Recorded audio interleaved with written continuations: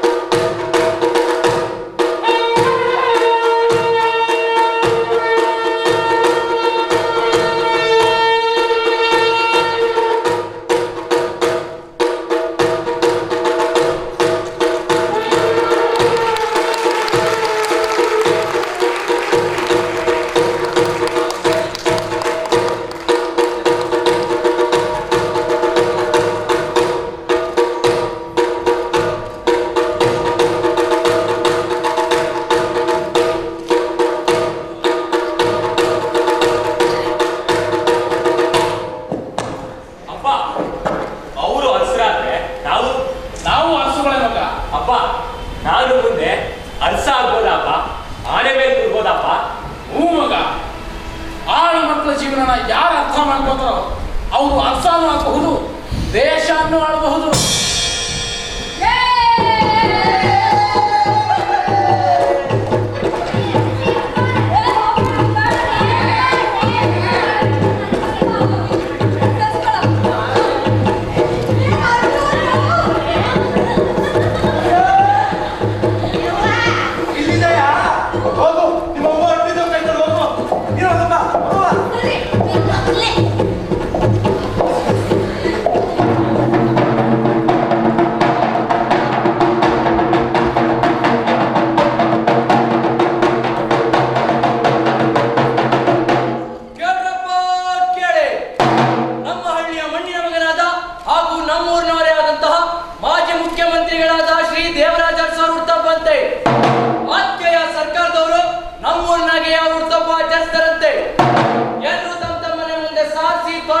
ರಂಗೋಲಿ ಹಾಕ್ಬೇಕಂತೆ ಕಣ್ರಪ್ಪ.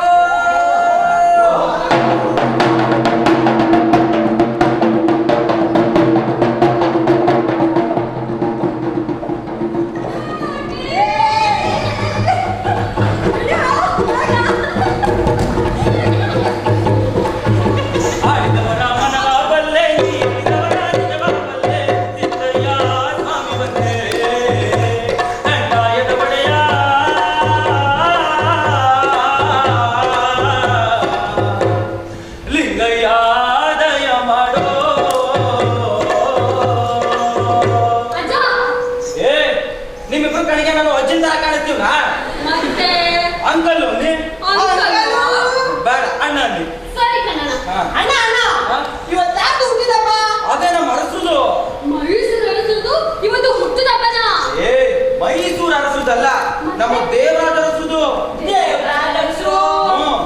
ಅವರು ನಮ್ಮ ಊರಿನವ್ರೆ. ಹುಟ್ಟಿದ್ದು ಬೆಟ್ಟ ತುಂಗಲ್, ಅದು ಬೆಳೆದದ್ದು ಕಲ್ಹಳ್ಳಿ. ತಂದೆ ದೇವರಾಜ ಅರಸು, ತಾಯಿ ದೇವಿರಮಣಿ. ನೀವಿಬ್ರು ಅವ್ರ ಬಗ್ಗೆ ಕೇಳ್ತೀನಿ ಅಂದ್ರೆ ನಾನು ಹೇಳ್ತೀನಪ್ಪ. ಹೇಳಿ.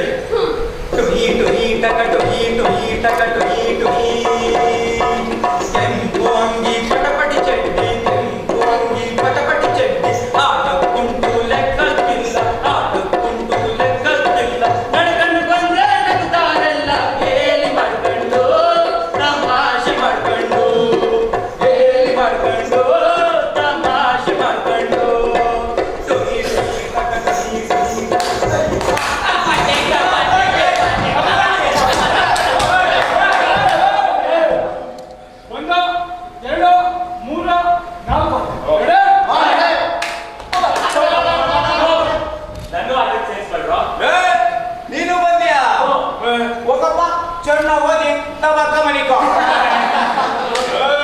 ಯಾಟ ಆಡ್ಬೇಕು ಅಂದ್ರೆ ದೊಡ್ಡ ಮಸ್ತಾಗಿರ್ಬೇಕು.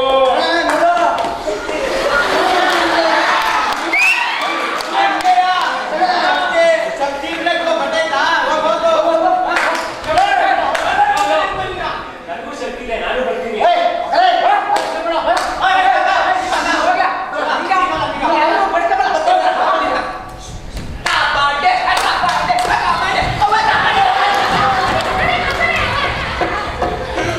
ಟೊಯ್ ಟೊಯ್ ಟಕ ಟೊಯ್ ಟೊಯ್ ಟಕ ಟೊಯ್ ಟೊಯ್ ಟೊಯ್.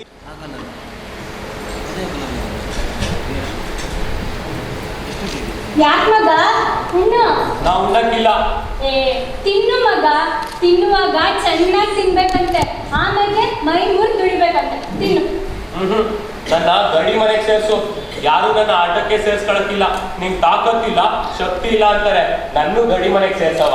ನೀ ಗರಡಿ ಮನೆಗೆ ಹೋದ್ರೆ ಮನೆ ಕೆಲಸ ಗದ್ದೆ ಕೆಲಸ ಎಲ್ಲ ಯಾರು ಮಾಡ್ತಾರೆ ಮಗ? ಅವ್ವ, ನಾನು ಹಟ್ಟಿ ಕೆಲ್ಸನೂ ಮಾಡ್ತೀನಿ, ಗದ್ದೆ ಕೆಲ್ಸನೂ ಮಾಡ್ತೀನಿ, ಗಡಿ ಮನೆಗೂ ಸೇರ್ಕತ್ತೀನವ್ವ.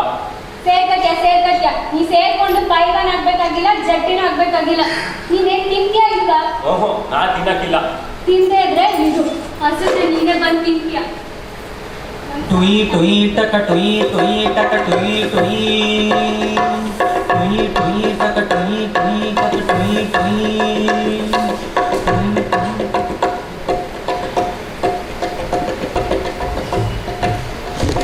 ಇದ್ಯಾಕ ಸುಸ್ತಾಗಿದ್ರಿ? ಹೌದಾ, ನಡೀರಿ.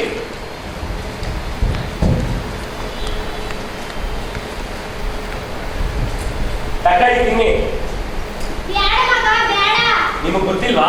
ಹಸುವಾದಾಗ ಚೆನ್ನಾಗಿ ತಿನ್ಬೇಕು, ದುಡಿಬೇಕಾದ್ರೆ ಮೈಬಗ್ ದುಡಿಬೇಕು. ತಕಾಳಿ ತಿನ್ನಿ. ಅಕ್ಕ, ತಿನ್ನೋದು ಎಲ್ರದ್ದು. ತಕಾಳಿ ತಿನ್ನಿ, ಪರವಾಗಿಲ್ಲ, ತಿನ್ನಿ. ಟುಯಿ ಟುಯಿ ಟಕ ಟುಯಿ ಟುಯಿ ಟಕ ಟುಯಿ ಟುಯಿ ಟುಯಿ ಟುಯಿ ಟಕ ಟುಯಿ ಟುಯಿ ಟಕ ಟುಯಿ. ಯಾಕಕ್ಕ, ನಾನ್ ಮಾಡ್ಬೇಕಾ? ಅಕ್ಕ, ಕೆಲ್ಸ ಎಲ್ರದ್ದು. ಹೊಡಿದ ಮಾಡ್ತೀನಿ. ಅಕ್ಕ, ನಮ್ಮ ಅಜ್ಜಿ ಅನಂತಮಣಿ ಏನ್ ಹೇಳೋದು ಗೊತ್ತಾ? ಕಷ್ಟದಲ್ಲಿರೋರ್ಗೆ ಕನಿಕರ ತೋರಿಸ್ಬೇಕು, ಬೇಡುವವ್ರನ್ನ ತಿರಸ್ಕಾರ ಮಾಡಬಾರ್ದು, ಸಂಕಟದಲ್ಲಿರೋರ್ಗೆ ಸಹಾನುಭೂತಿ ತೋರಿಸ್ಬೇಕು ಅಂತ. ಇವಾಗ ನೀವು ಉಡ್ತೀರಾ ಅಲ್ವಾ? ನೋಡಿ ಬನ್ನಿ. ಟುಯಿ ಟುಯಿ ಟಕ ಟುಯಿ ಟುಯಿ ಟಕ ಟುಯಿ ಟುಯಿ ಟುಯಿ ಟುಯಿ ಟಕ ಟುಯಿ ಟುಯಿ ಟುಯಿ ಟಕ ಟುಯಿ ಟುಯಿ ಟಕ ಟುಯಿ ಟುಯಿ ಟುಯಿ ಟುಯಿ ಟಕ ಟುಯಿ ಟುಯಿ ಟಕ ಟುಯಿ ಟುಯಿ ಟುಯಿ ಟುಯಿ ಟಕ ಟುಯಿ ಟುಯಿ ಟಕ ಟುಯಿ ಟುಯಿ. ಎಲ್ಲಿರು? ಎಲ್ಲಿ ಹೊಂಟಿರಿ? ಹೊಲ್ದಾಗ ಹೋಯ್ತಿದ್ದೀನಿ ನಿಮಗ. ಹೊಲ್ದಕ್ಕೆ? ಓ, ನಾನು ಬರನೆ. ಸರಿ ಬಾ. ಹಾ. ಟುಯಿ ಟುಯಿ ಟಕ ಟುಯಿ ಟುಯಿ ಟಕ ಟುಯಿ ಟುಯಿ ಟುಯಿ ಟುಯಿ ಟಕ ಟುಯಿ ಟುಯಿ ಟಕ ಟುಯಿ ಟುಯಿ. ಅಣ್ಣ, ನನಗೂ ಹೊಲ ಒಳಗೆ ಕಲ್ಸ್ಕೊಡು. ಓದಿ ಶಾಲೆಗೆ ಒಳ್ಳೆ ವಿದ್ಯಾವಂತನಾಗ್ಬೇಕು ನೀನು. ಹೋಗು, ಚೆನ್ನಾಗಿ ಓದ್ಕೊ ಮಗ. ಈಗ ಯಾಕೆ ಇವೆಲ್ಲ ಉಳ್ಬೇಕಿವೆಲ್ಲ ನಾವು ಮಾಡ್ತೀವಿ. ಹೋಗೋ ಅಣ್ಣ, ನಾನು ಓದೋದು ಓದ್ತೀನಿ, ಹೊಲ ಒಳದು ಕಲ್ತ್ಕೊತೀನಿ. ನನಗೂ ಕಲ್ಸ್ಕೊಡು. ಹಾಳ ಮಗ. ಅಣ್ಣ, ನಾನು ಕಲಿಬೇಕು. ಸರಿ ಬಾ. ಹಾ, ಹಿಡ್ಕೊ. ದುಡಿಯೋಣ ನಂಬುತ ಮಣ್ಣ, ಇಳೆ ಕರುಣಿಸುವಳು ವರವನ್ನ. ದುಡಿಯೋಣ ನಂಬುತ ಮಣ್ಣ, ಇಳೆ ಕರುಣಿಸುವಳು ವರವನ್ನ. ಏನಾಯ್ತು ದೇವು? ಸಗಣಿ ಹಾಕ್ಬಿಡ್ತಣ. ಸಗಣಿ ಆಗ್ತೇ ನನ್ ಬಂಗಾರ ಹಾಕದ ಒಬ್ರಾಯ್ತು ಒಡಿ ಮಗ. ಹೋಗ್ತೇಣ. ಸಹಜ ಸಾವಯವ ಭೋಜನ, ಸಹಜ ಸಾವಯವ ಭೋಜನ, ಸಾವಧಾನದ ಜೀವನ.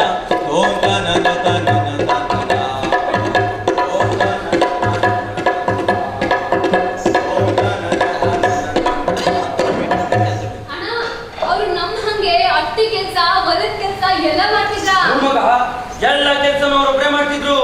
ಅಲ್ಲದೆ ಒಂದು ಗಾಡಿ ಸೌದನ ಅವರೊಬ್ಬರೇ ಹೊಡಿತಿದ್ರು ಅಂತೀನಿ. ಆಮೇಲಿಂದ ಹೆಚ್ಚಿನ ವಿದ್ಯಾಭ್ಯಾಸಕ್ಕೆ ಅಂತ ಅಂದ್ಬಿಟ್ಟು ಮೈಸೂರಿನ ಮಹಾರಾಜ ಕಾಲೇಜ್ ಸೇರ್ಕೊತಾರೆ. ಅಲ್ಲೇ ಗರಡಿ ಮನೆಗೂ ಸೇರ್ಕೊತಾರೆ. ಏ ಕರಡಿ ಅಲ್ಲ, ಗರಡಿ. ಸಾಮು ಕುಸ್ತಿ, ಗರಡಿ ಮನೆ.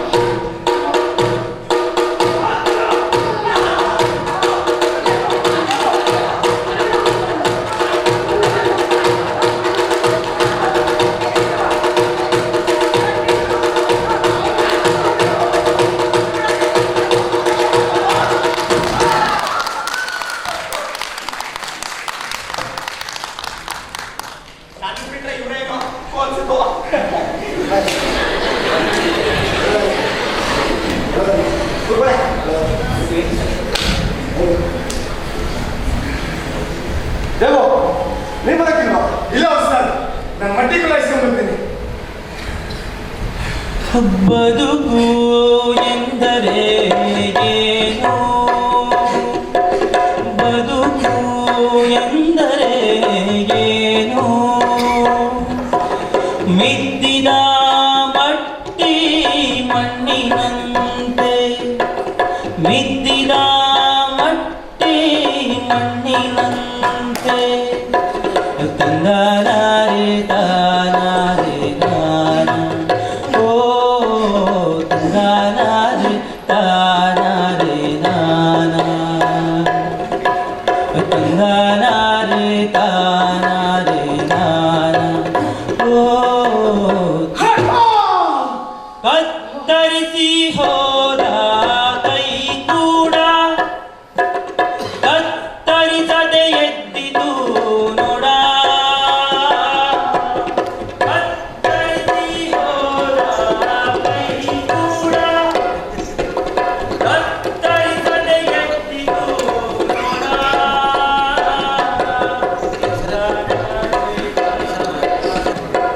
ಇಷ್ಟು ಪೆಟ್ಟಾದ್ರು ಮಟ್ಟಿನ ಇದ್ರ ಅವರು ಅಷ್ಟೇ ಅಲ್ಲ ಮಗ, ಹಂಗೆ ಎದ್ದು ನಡ್ಕೊಂಡು ಹೋಗಿ ಮೈಸೂರಿನ ಆಸ್ಪತ್ರೆಯಲ್ಲಿ ಕೈಗೆ ಕಟ್ಟು ಹಾಕೊಂಡು ಹಂಗೆ ವಾಪಸ್ ಬಂದ್ಬಿಡ್ತಾರೆ.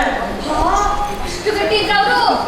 ಅಮ್ಮ ನಿನಗೆ ಇಷ್ಟು ಚಿವುಡಿಗೆ ಎಷ್ಟು ನೋವಾಯ್ತು ಅಂಥದ್ರಲ್ಲಿ ಅರಸರ ಗಟ್ಟಿಗತನ ಎಂಥದ್ದು ಅಂತೀನಿ. ಗಟ್ಟಿಗತನ ಅಂದ ಕೂಡಲೇ ನನಗೊಂದು ನೆನಪಾಯ್ತು. ಹಿಂಗೆ ಒಂದ್ ದಿವಸ ಕಲ್ಲಹಳ್ಳಿ ಹೊಂದಾಗಿ ಏನಾಯ್ತಪ್ಪ ಅಂದ್ರೆ, ಏನಾಯ್ತು? ಆ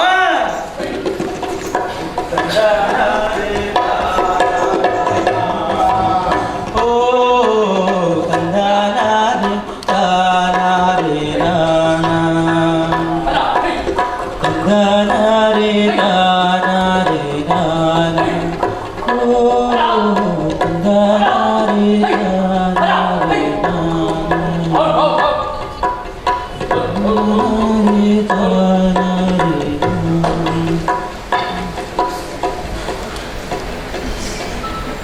ಇದೇನಪ್ಪ ಇದು? ಉಳುವ ಹೊಲದಾಗೆ ಕಲ್ಲು ಬಂಡೆ ಅಡ್ಡ ಬಂದ್ಬಿಟ್ಟದೆ. ಏನಾಯ್ತನ? ಮಗ ಕಲ್ಲು ಬಂಡೆ ಅಡ್ಡ ಬಂದ್ಬಿಟ್ಟದೆ. ಒಸಿ ಬದಿಗಾಕಮ್ಮ ಬಾ. ಅಲ್ಲಿಗೂ ಹೆಂಗೆ ಪಾತಿ ಮಾಡ್ಕೊ.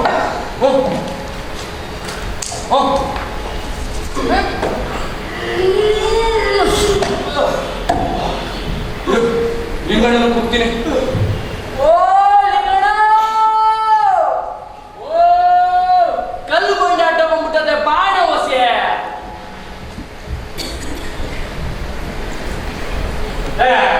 ಈ ಪಾಟಿ ಇರಂತ ಅಲ್ವೇ ನಮ್ ಬೇರೆ ಮಾತ್ರ ಒದ್ರೆ ಹೋಯ್ತದಪ್ಪ. ಕೈ ಹಾಕಣ ಅಂದ್ರೆ ಹೋಗಟ್ಟೆ ಏನಕ್ಕಪ್ಪ?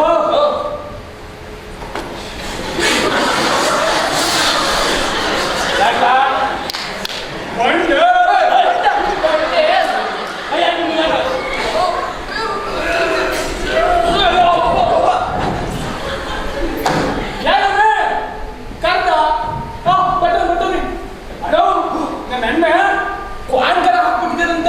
ನಾನು ಬರ್ತೀನಿ.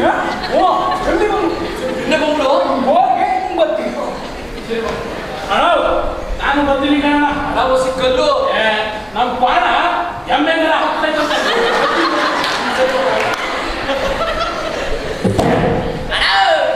ಸಪ್ಪಲಿಪ್ಪರ ನಾಯಿಗೆ ಮಾರ್ರೆ ತಿಟ್ಟಿ ಮಾಡು ತಿಟ್ಟೆ ಹಾಕ್ಬೇಕು, ಮೀಟ್ಬೇಕು, ತೆಗಿಬೇಕು ಅಷ್ಟೇ.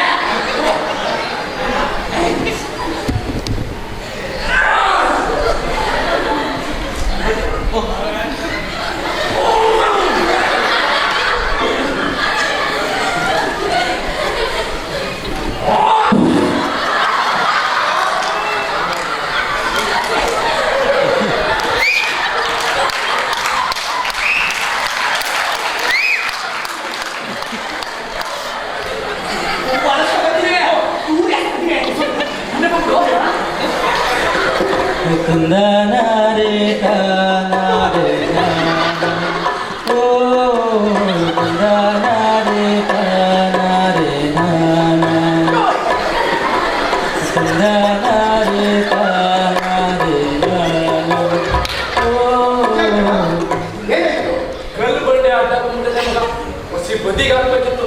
ನೋಡ್ತೀನಿ ನೀ ಬಿಡು ಹಾ? ಬಿಡು. ಸರಿ ಮಗ ಆಯ್ತು. ಆ ಕಡೆ ಕುಸಿ ಪಾತಿ ಮಾಡ್ಕೊಂಡ್ಯಾ?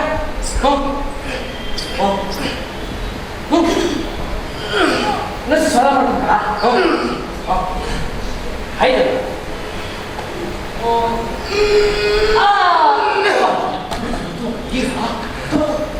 ಆಯ್ತು ಇರಲ್ಲ ಸಂಖ್ಯೆ.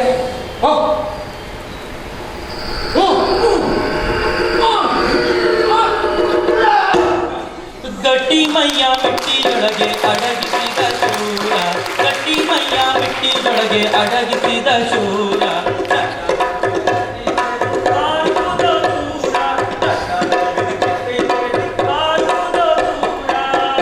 ಅಣ್ಣ ಅಷ್ಟು ದಪ್ಪಕ್ಕಲ್ಲ ಅವ್ರೊಬ್ರು ಎತ್ತಿಸಾಕ್ಬಿಟ್ರ.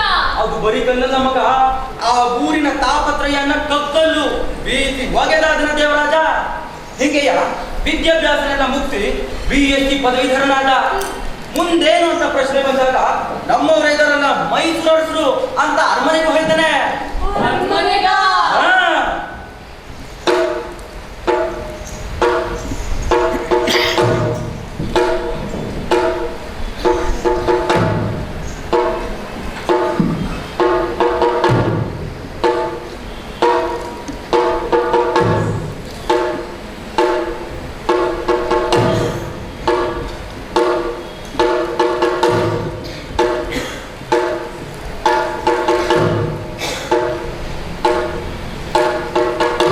ಏನು ಬುದ್ಧಿವನ್ನು ನೋಡ್ಬೇಕಾಗಿತ್ತು. ಒಬ್ಬರಿಗೆ ಪತ್ರ ತಗೊಂಡಿದ್ದೀರಾ? ಇಲ್ಲ ಸಮಯ ಆಗುತ್ತೆ. ಪರವಾಗಿಲ್ಲ.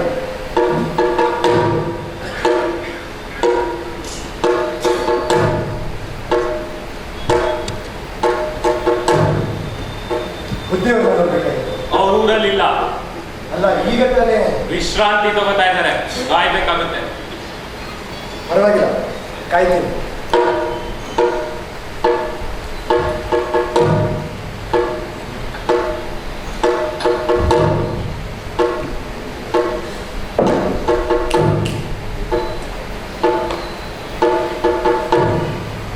ಏನು ವಿಷಯ? ಮಹಾಸ್ವಾಮಿಯವ್ರನ್ನ ನೋಡ್ಬೇಕಾಗಿತ್ತು. 7-8 ದಿವಸದಿಂದ ಬರ್ತಾ ಇದ್ದೀನಿ, ಇವತ್ತಿಗೂ ಸಿಕ್ಕಿಲ್ಲ. 7-8 ದಿನದಿಂದ ಅಲ್ಲ, 15 ದಿನದಿಂದ ಬರ್ತಾ ಇದ್ದೀರಾ. ಇನ್ನು 3 ದಿನ ಬಂದ್ರು ನೀವು ಅವ್ರನ್ನ ಕಾಣೋದಿಕ್ಕಾಗಲ್ಲ. ಯಾಕೆ ಅಂದ್ರೆ ಪ್ರಭುಗಳು ಪ್ರಭುತ್ವದಲ್ಲಿದ್ದಾರೆ, ನಿನ್ನ ಹಾಗೆ ಪುರ್ಸೊತ್ತಲ್ಲಿಲ್ಲ. ಹಾ,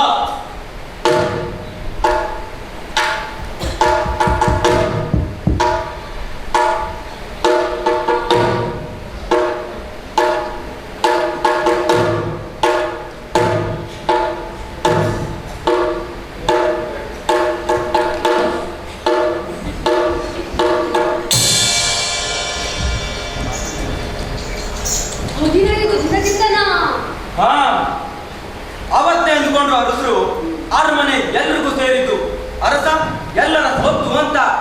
ಆವತ್ತಿನಿಂದ ಅರಸರು ಜನರೊಡನೆ ಒಡನಾಡೋಕೆ ಶುರು ಮಾಡಿದ್ರು. ಊರಿನ ತಾಪತ್ರಯಗಳನ್ನೆಲ್ಲ ನಾಜೂಕಾಗಿ ಜಾಣತನದಿಂದ ಗಾಂಭೀರ್ಯದಿಂದ ಬಗೆಹರಿಸ್ತಾ ಇದ್ರು.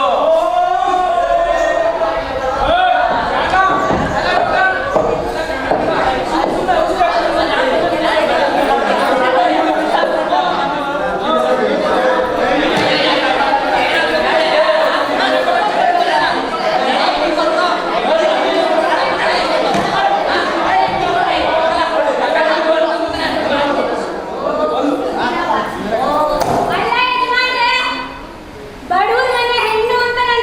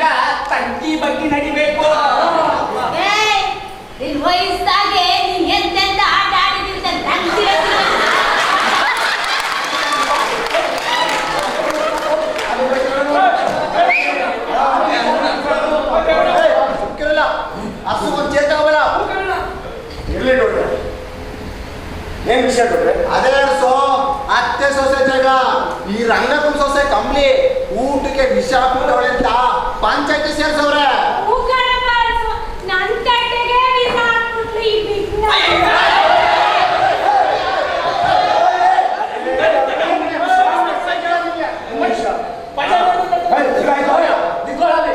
ಡಾಕ್ಟ್ರು ಏನಂದ್ರು? ಏನಂತಾರೆ? ವಿಷ ಹಾಕೋಳೆ ಅಂದ್ರು. ಡಾಕ್ಟ್ರು ಕೊಟ್ಟಿರೋ ಚೀಟಿ ಇದೆಯಾ? ಕೊಡೋಗ್ಲಾ?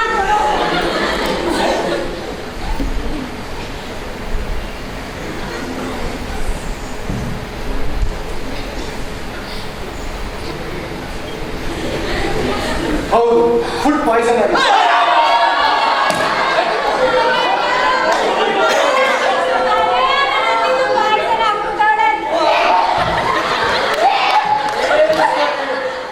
ಕೇಳಿಸ್ಕೊಡಿ, ಫುಡ್ ಪಾಯ್ಸನ್ ಅಂದ್ರೆ ಫುಡ್ಗೆ ಪಾಯ್ಸನ್ ಹಾಕಿದ್ದಾರೆ ಅಂತಲ್ಲ. ಜಾತ್ರೆಯಲ್ಲಿ ಕಲಾಯಿ ಮಾಡಿದಿರೋ ಪಾತ್ರೆಯಲ್ಲಿ ಅಡುಗೆ ಮಾಡಿರ್ತಾರೆ, ಅದರಿಂದ ಊಟ ವಿಷ ಆಗ್ತಿರುತ್ತೆ. ಅದನ್ನ ತಿಂಡಿ ಆಗಿದೆ ಅಷ್ಟೇ. ನಿನ್ನ ಸೊಸೆ ವಿಷ ಹಾಕಿದ್ದಾಳೆ ಅಂತಲ್ಲ.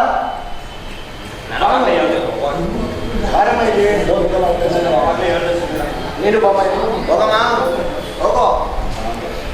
ನೋಡಮ್ಮ, ಈಕೆ ತನ್ನಪ್ಪ ಅಮ್ಮ ಮನೆಯವ್ರನ್ನೆಲ್ಲ ಬಿಟ್ಟು ನಿನ್ನ ಮನೆಗೆ ಸೊಸೆಯಾಗಿ ಬಂದಿದ್ದಾಳೆ ಅಂದಮೇಲೆ ನೀನು ಅವಳನ್ನ ನಂಬಬೇಕು, ಚೆನ್ನಾಗಿ ನೋಡ್ಕೋಬೇಕು.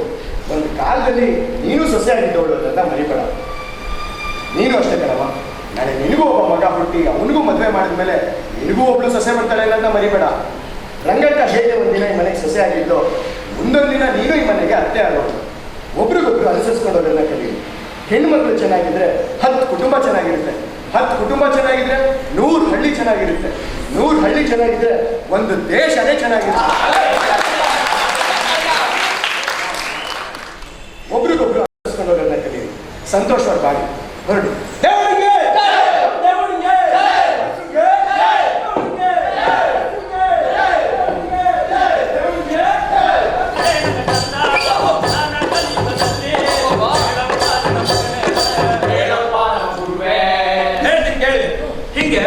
ಅಧಿಕಾರ ಇಲ್ಲದೆ ಇರ್ಬೇಕಾದ್ರೆ ಜನರಿಗೆಲ್ಲ ಇಷ್ಟೊಂದು ಸಹಾಯ ಮಾಡ್ತಾರೆ ಅಂತಂದ್ರೆ, ಅಧಿಕಾರ ಬಂದ ಮೇಲೆ ಆಡ ಮಕ್ಕಳಿಗೆ, ಬಡ ರೈತರಿಗೆ, ಕೂಲಿಕಾರಿಗೆ ಎಂತ ಸಹಾಯ ಮಾಡ್ಬೋದು ಅಂತೀನಿ. ನೋಡೋಕೆ ದೇವರಾಜ ಅರಸವರು ಎಷ್ಟು ಚೆನ್ನಾಗಿದ್ರು ಗೊತ್ತಾ? ಅಷ್ಟೇ ಅಲ್ಲ, ಅವರು ತುಂಬಾ ಚಂದ ಮಾತು ಆಡ್ತಿದ್ರು. ಅವ್ರ ಮಾತನ್ನ ಕೇಳಿ ಹುಣಸೂರಿನ ಶ್ರೀನಿವಾಸ ಅಯ್ಯಂಗಾರ್ ಅವರು ಎಲೆಕ್ಷನ್ಗೂ ನಿಲ್ಲಿಸ್ತಾರೆ. ಎಲೆಕ್ಷನ್ಗೆ ದುಡ್ಡು ಬೇಡವಾ? ಆದ್ರೆ ಠೇವಣಿಗೆ ಕಟ್ಟಿಸಿದವರು ಸಾಹುಕಾರ ಚೆನ್ನಯ್ಯನವರು. ಮೊದಲನೇ ಬಾರಿಗೆ ಪ್ರಜಾಪ್ರತಿನಿಧಿಯ ಸಭೆಯ ಸದಸ್ಯರಾಗಿ ಆಯ್ಕೆ ಆಗ್ತಾರೆ, ಶಾಸಕರಾದ್ರು. 2ನೇ ಬಾರಿಯೂ ಅವಿರೋಧವಾಗಿ ಶಾಸಕರಾದ್ರು. ಹಂಗೆ ಸಚಿವರು ಆದ್ರು. ಏರ್ತಾ ಏರ್ತಾ ಏರ್ತಾ ಮುಖ್ಯಮಂತ್ರಿನೂ ಆಗೋದ್ರು. ಅಯ್ಯ ನಾವು ಕೂಗುವ ಕೂಗು ನಿಮ್ಮ ಪಾದಕ್ಕರಿವಾಗಲಪ್ಪ ಸಿದ್ದಯ್ಯ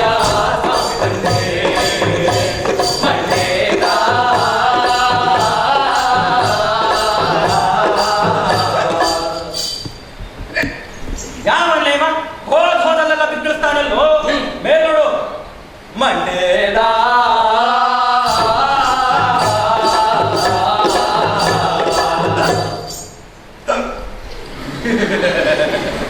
ಹಿಂದೇನಪ್ಪಯ್ಯ ನೀನು ಕೆಳಗೆ ನೋಡು. ಲಿಂಗಯ್ಯ ದಯ ಮಾಡೋ,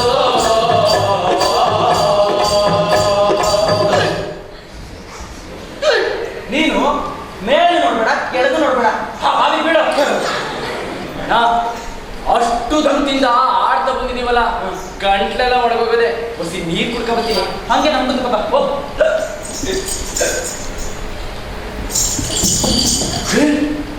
ಆ ಬಾವಿ ಮಠದ ಬಾವಿ ಅಲ್ವಾ? ನಾನೇನಾದ್ರೂ ಹೋಗಿ ಮುಟ್ಟಿದ್ರೆ ನೋಡಿ ಮುಯಿಲ್ಗೆ ಅಂತ ಏನಾದ್ರು. ಯಾವ ಕಾಲದಲ್ಲಿ ಇದ್ದೀಯೋ? ಅಲ್ಲ, ಆ ಬಾವಿಗೋಸ್ಕರ ಈ ಊರಲ್ಲಿ ದೊಡ್ಡ ಜಗಳ ಆಗಿತ್ತಲ್ವಾ? ಆಗಿತ್ತು.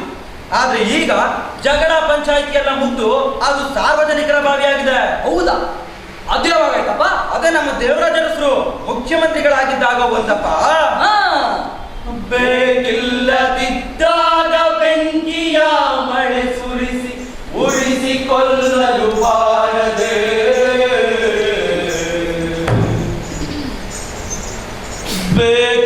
ಬೇಕಿಲ್ಲದಿದ್ದಾಗ ಬೆಂಕಿಯ ಮಳೆ ಸುರಿಸಿ ಉರಿಸಿಕೊಳ್ಳಲು ಬಾರದೆ, ಯಾತಕ್ಕೆ ಮಳೆ ಹೋದವೋ ಲೋಕ ತಲ್ಲಣಿಸುತ್ತಾವೋ ಯಾತಕ್ಕೆ ಮಳೆ ಹೋದವೋ ಶಿವ ಶಿವ ಲೋಕ ತಲ್ಲಣಿಸುತ್ತಾವೋ ಲೋಕ ತಲ್ಲಣಿಸುತ್ತಾವೋ ಲೋಕ ತಲ್ಲಣಿಸುತ್ತಾವೋ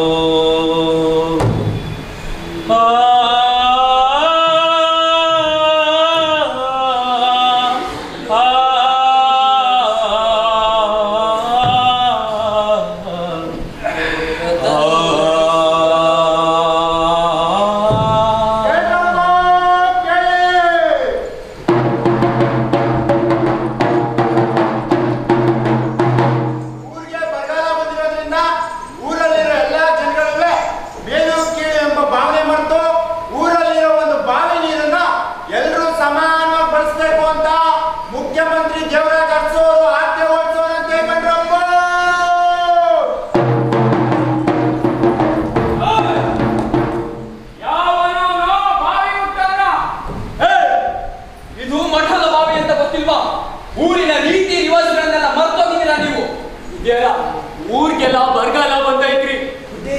ಕುಡಿಯೋದ ಒಂದು ಹನಿ ನೀರಿದ್ರಿಯಪ್ಪ. ನಮಗಿರ್ಲಿ ಹೊಸಗು ಒಂದು ದೊಡ್ಡ ನೀರಿರ್ಲಿ ಬಂದೆ. ಧನಿ ದನ ಕರುಗಳು ಕುಡಿಯಕ್ ನೀರಿಲ್ಲದೆ ಸಾಯ್ತಾವೆ ಧನಿ. ಅಡ್ಡಿಯಾಗ ನೀರು ಮಕ್ಕಳಿಗೆ ನೀರು ಕೊಡಕ್ ಹೋಗ್ಬೋದು. ಯಾರ ಅಟ್ಟಿಗೋರು ಯಾರಂದ್ರೂ ನೀರ್ ಕೊಡಕ್ಕಿಲ್ಲ. ಅದು ನಿಮ್ಮಪ್ಪ ಅಪ್ಪನ ಫಲ.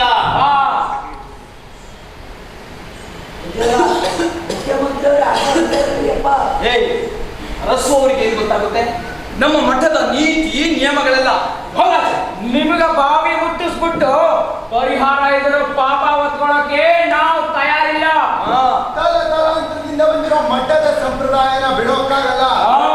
ಹೆಸರು ಹೇಳಿದ್ರು ಅಂತ ನಾವು ಮಟ್ಟದ ಬಾವಿ ನೀರು ಕೊಡಕ್ಕಾಗುತ್ತಾ? ಹೋಗೋಗಿ ಕೆಲಸ ನೋಡಿ.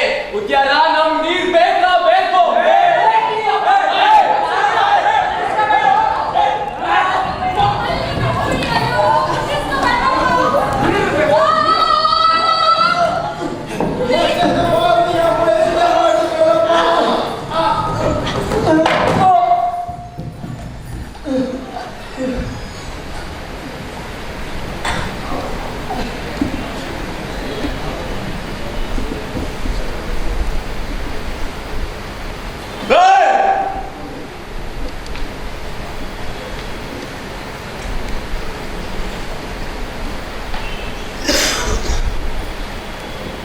ಅರಸು ಹೇಳಿದ್ದು ನಿಜ. ನೀರು ಎಲ್ಲರಿಗೂ ಸೇರ್ಬೇಕಾದ್ದು, ಅದು ಎಲ್ಲರ ಸೊತ್ತು. ಕುಡಿಯುವ ನೀರು ಉಸಿರಾಡುವ ಗಾಳಿ ನಿಲ್ಲುವ ನೆಲ ನಮ್ಮದು. ಅದು ಎಲ್ಲರಿಗೂ ಸೇರಿದ್ದು, ನಮ್ಮೆಲ್ಲರಿಗೂ ಸೇರಿದ್ದು. ಹರಿವ ನೀರನ್ನು ಸ್ವಾಮಿ, ಹರಿವ ನೀರನ್ನು ಸ್ವಾಮಿ, ಹರಿವ ನೀರನ್ನು ಸ್ವಾಮಿ, ಹರಿವ ನೀರನ್ನು ಸ್ವಾಮಿ. ಒಬ್ಬೊಬ್ಬೊಬ್ಬ ಇಷ್ಟೇನೋ ಕಥೆನೋ? ಕತೆ ಹೇಳಿ ಹೇಳಿ ಗಂಟ್ಲೆಲ್ಲ ಮಲ್ಗೋ ಕತೆ. ಒಂದು ಛಾಯಾದೇವಿಯು ಶ್ರೀಮಹಾತ್ಮನ ಆ ಛಾಯ ಅಲ್ಲ, ಚಾಯ್ ಚಾಯ್. ಓ ಟೀಯಾ? ಬನ್ನಿ ಒಂದು ಕಡೆ ಬಿಡಿಕೊಡ. ಅಣ್ಣ ಎರಡು ಮುಟ್ಟಿ ಎರಡು ಬಂದು ಕೊಡಿ.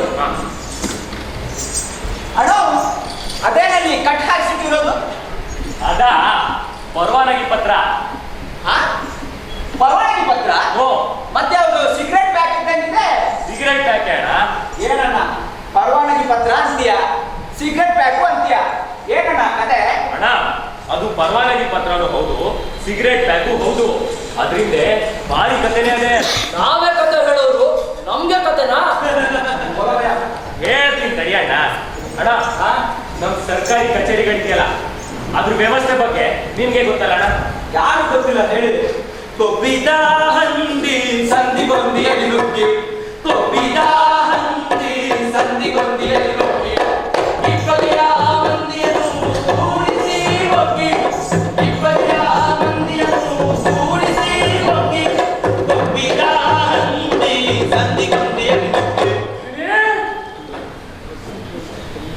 ಸಾಹೇಬ್ರ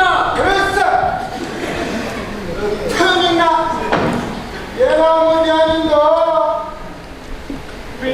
ಕಾಸು ಬಂದಿರ್ಲಿಲ್ಲ ಈ ಚಾಸ್ಕೊಂಡು ಹೋಗುಮ ಅಂತ ಬಂದೆ. ಎಷ್ಟತಿ ಹೇಳೋಣ ಮಧ್ಯ ಪಿಂಚಿನಿ ಟೇಬಲ್ ನಂದಲ್ಲ ಕಣ, ಹೋಗ ಮೂಲೆಗೆ. ಅನ್ಯಾಯವಾಗಿ ಕೆಂಪಿಸ್ಬಿಟ್ಟೆ. ಮನೆಗೆ ಮನೆಗೆ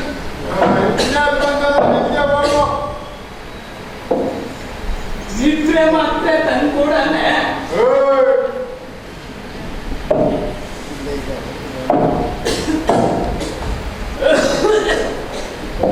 ಸಾಹೇಬ್ರ ಏನಜ್ಜ ಪಿಂಚಣಿ ಕಾಸು ಬಂದಿರ್ಲಿಲ್ಲ ಈ ಶಾಸ್ಕಂದು ಹೋಗುಮ ಅಂತ ಬಂದೆ. ಅರ್ಜಿ ಕೊಟ್ಟು ಎಷ್ಟು ತಿಂಗಳಾಯ್ತು? 7 ತಿಂಗಳಾಯ್ತು ಬುದ್ಧಿ. 7 ತಿಂಗಳು 2 ತಿಂಗಳ ತಡೆಯೋ ಡೆಲಿವರಿನೇ ಆಯ್ತದೆ. ಈ ಸರ್ಕಾರಿ ಕಚೇರಿಗೆ ತೆರಿಗೆ ಇನ್ನಷ್ಟು ವಯಸ್ಸಾಗೋಯ್ತು ಕಣ್ರಪ್ಪ. ಅಮ್ಮೋರೆ, ರೇಷನ್ ಕಾರ್ಡ್ ಅರ್ಜಿ ಆಗಿದ್ದೆ ಅದಕ್ಕೆ ಇವತ್ತು ಬರ್ತದೆ ಅಂತ ಹೇಳಿದ್ರು. ಎಲ್ಲ ತಗೊಂಡಿವಿ ನೋಡಿ. ಎಲ್ಲ ತಂದಿದ್ಯಾ? ಹ್ಞೂ ಅಮ್ಮೋರೆ. ಅಯ್ಯೋ ಎಲ್ಲಿ ಏನು ಕಾಣ್ತಾನೆ ಇಲ್ವಲ್ಲ. ಅಯ್ಯೋ ಎಲ್ಲ ಅದ್ರಲ್ಲೇ ಐತೆ ಇಲ್ಲಿ ನೋಡಿ. ನಾನ್ ಹೇಳಿದ್ದು ಇದನ್ನಲ್ಲ, ಅರ್ಥ ಆಯ್ತಾ? ಹ್ಞೂ ಅಮ್ಮೋರೆ. ಅರ್ಥ ಆಯ್ತಾ? ಹ್ಞೂ ಅಮ್ಮೋರೆ. ಅರ್ಥ ಆಯ್ತಾ? ಅದು ಅಮ್ಮೋರೆ ಹೋಗಪ್ಪ ಸುಮ್ಮನೆ. ಅಮ್ಮೋರೆ ನಾಳೆ ಹೋಗಪ್ಪ ಸುಮ್ಮನೆ. ಕುರುಡು ಕಾಂಚಾಣ ಕುಣಿಯುತ್ತಲಿತ್ತು, ಕಾಲಿಗೆ ಬಿದ್ದೋರ ತುಳಿಯುತ್ತಲಿತ್ತು. ಕುರುಡು ಕಾಂಚಾಣ ಕುರುಡು ಕಾಂಚಾಣ ಕುರುಡು ಕಾಂಚಾಣ ಕುರುಡು ಕಾಂಚಾಣ.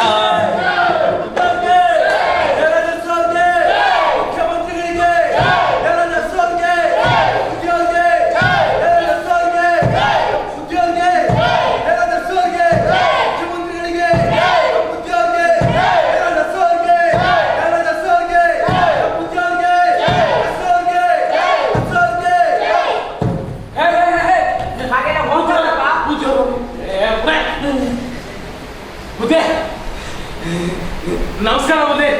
ನನ್ನ ಹೆಸರು ಕೃಷ್ಣೇಗೌಡ, ಕೋಟೆಯಿಂದ ಬಂದಿದ್ದೀನಿ. ನಮ್ಮ ಊರಿನಾಗೆ ಒಂದೇ ಒಂದು ನ್ಯಾಯ ಬೆಲೆ ಅಂಗಡಿಲ್ಲ ಬುದ್ಧಿ. ಊರಿನವರೆಲ್ಲ ಬಹು ಕಷ್ಟ ಪಡ್ತಾವ್ರೆ. ಸರ್ಕಾರಿ ಕಚೇರಿಗೆ ಹೋದ್ರೆ ಇವತ್ತು ಬಾ ನಾಳೆ ಬಾ ಅಂತ ದಿನ ತರ್ತಾರೆ. ನೀವು ಯಾವ್ದು ಬಂದ ಬಂದಿದ್ದೀರಿ, ನೀವೇನಾದ್ರು ಮಾಡ್ಬೇಕು ಬುದ್ಧಿ.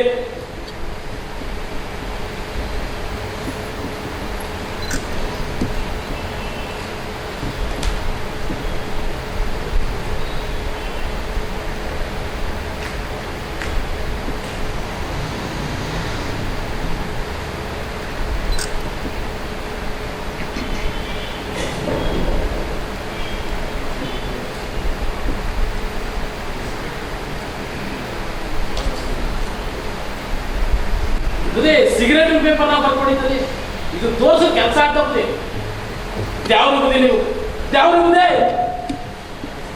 ದೇವರಾಜ ಅರಸರಿಗೆ ಹೀಗೆ ಸರ್ಕಾರಿ ಕಚೇರಿಗೆ 3 ವರ್ಷ ಎಡ್ದಾಕಿದ್ರು, 100 ಅರ್ಜಿ ಹಾಕಿದ್ರು ಆಗದೆ ಇರುವಂತಹ ಕೆಲಸ ಒಂದು ಸಿಗರೇಟ್ ಪ್ಯಾಕ್ ಮೇಲೆ ಪರವಾನಗಿ ಬರ್ಕೊಡೋದ್ರ ಮೂಲಕ ಬದಲಾವಣೆಯ ಹರಿಕಾರ ಅಂತ ಅನಿಸ್ಕೊಂಡ್ರು. ಹಂಗೆ ಆಗುದು. ಆವತ್ತು ದೇವರಾಜ ಅರಸವರು ನಮ್ಮ ಅಪ್ಪಯ್ಯನಿಗೆ ಪರವಾನಗಿ ಮಾಡ್ಕೊಡ್ದೇ ಇದ್ದಿದ್ರೆ ಇವತ್ತು ನಾವು ಊಟ ಮಾಡ್ತಿರ್ಲಿಲ್ಲ ಅಣ್ಣ. ಅವ್ರ ಕೈ ಹಚ್ಚಿದ ಕೆಲಸ ಎಲ್ಲ ಒಳ್ಳೇದಾಯ್ತಿತ್ತಂತೆ. ಅವ್ರ ಕೈಯಲ್ಲಿ ಒಂದು ಮಚ್ಚೆ ಇತ್ತಂತೆ. ಅದು ಅವರ ಕೈಯಲ್ಲಿದ್ದ ಮಚ್ಚೆ ಅಲ್ಲ, ಮನಸ್ಸಿನಲ್ಲಿ ಇದ್ದ ಇಚ್ಛೆ. ಮನಸ್ಸಿನಲ್ಲಿ ಇಚ್ಛೆ ಇದ್ರೆ ಏನ್ ಬೇಕಾದ್ರೂ ಸಾಧಿಸು. ಈ ಇಚ್ಛೆ ಅನ್ಕೊಂಡ್ರೆ ನನಗೊಂದು ನೆನಪಾಯ್ತು ಕೇಳು. ಕಟ್ಟುವೆವು ನಾವು ಹೊಸ ನಾಡೊಂದನು, ರಸದ ಬೀಡೊಂದನು. ಕಟ್ಟುವೆವು ನಾವು ಹೊಸ ನಾಡೊಂದನು, ರಸದ ಬೀಡೊಂದನು. ನೀರಿನ ಹಾಡು ಬಿಟ್ಟು ಅಡಿಗೆ ಬರುವ ಹಾಡು ಇದೆಯಲ್ಲ, ಈ ಹಾಡಿಗೂ ಈ ಡ್ರೆಸ್ಗೂ ಸಂಬಂಧವೇ ಇಲ್ಲ. ಅದಿರ್ಲಿ, ಈಗ ಈ ಹಾಡು ಯಾಕೆ ಅಂತ. ಇವರು ಇಚ್ಛೆ ಅನ್ನಲ್ಲಪ್ಪ, ದೇವರಾಜರವರ ಇಚ್ಛಾಶಕ್ತಿ ನೆನಪಾಯ್ತು ನನಗೆ. ಆ ಹಾಡಿಗೂ ನಮ್ಮ ಬುದ್ಧಿಯವ್ರಿಗೂ ಏನಣ ಸಂಬಂಧ? ಸಂಬಂಧ ಇದೆ. ಈ ಹಾಡನ್ನ ಬರೆದ ಗೋಪಾಲಕೃಷ್ಣ ಅಡಿಗರು ಒಮ್ಮೆ ದೇವರಾಜರವ್ರನ್ನ ಭೇಟಿ ಮಾಡಿದ್ರಂತೆ. ನಮ್ಮ ಅಷ್ಟೌದು ಬಗ್ಗೆನೇ ಅಡಿಗುದು ಬೈದು ಬರ್ತಿದ್ರಂತೆ. ಅದು ಬೇರೆ, ಅವರಿಬ್ರು ಭೇಟಿ ಮಾಡಿದ್ದು ಅದು ಪಕ್ಷಗಳ ಜಗಳ. ಆದ್ರೆ ಮನುಷ್ಯತ್ವದ ವಿಚಾರ ಬಂದಾಗ ಅರಸು ಅವ್ರಿಗೆ ಎಲ್ರೂ ಒಂದೇ. ಅಲ್ಲಿ ನಿಜವಾಗ್ಲೂ ನಡೆದಿದ್ದೇನು ಅಂದ್ರೆ, ಕಟ್ಟುವೆವು ನಾವು ಹೊಸ ನಾಡೊಂದನು, ರಸದ ಬೀಡೊಂದನು. ಕಟ್ಟುವೆವು ನಾವು ಹೊಸ ನಾಡೊಂದನು.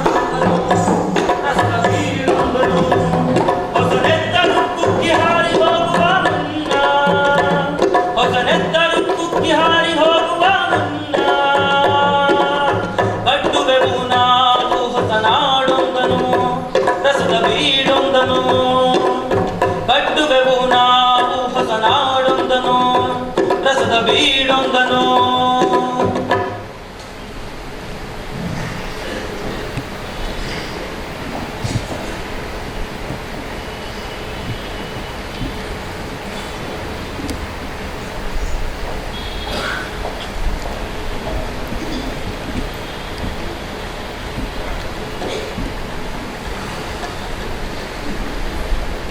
ಎರಡನೇ ಗಿರಿಯವರು ನಿಮ್ಮ ಬಗ್ಗೆ ಎಲ್ಲ ವಿವರಿಸಿದ್ದಾರೆ.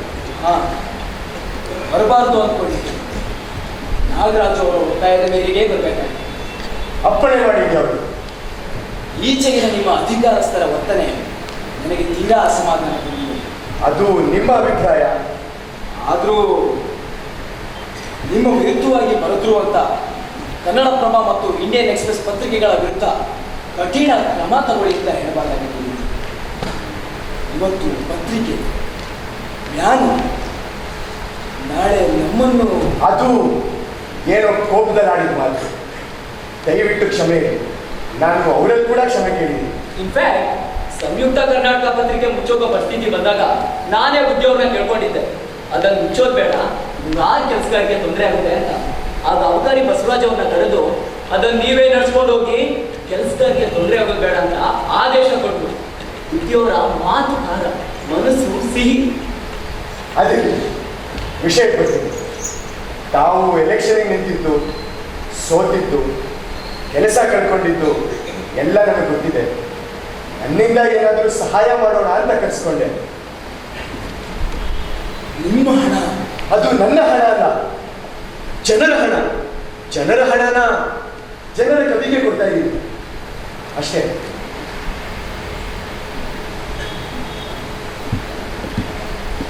ನಿಮ್ಮನ್ನ ತುಂಬಾ ತಪ್ಪಾಗಿ ತಿಳ್ಕೊಂಡಿದ್ದೆ. ನಿಮ್ಮ ವಿರುದ್ಧವಾಗಿ ತುಂಬಾ ಖಾರವಾಗಿ ಬರೆದಿದ್ದೆ. ದಯವಿಟ್ಟು ನನ್ನನ್ನು ಕ್ಷಮಿಸಿ. ದೊಡ್ಡ ಮಾತು. ನಿಮಗೆ ಒಂದು ವಿಪರ್ಯಾಸ ಹೇಳ್ತೀನಿ.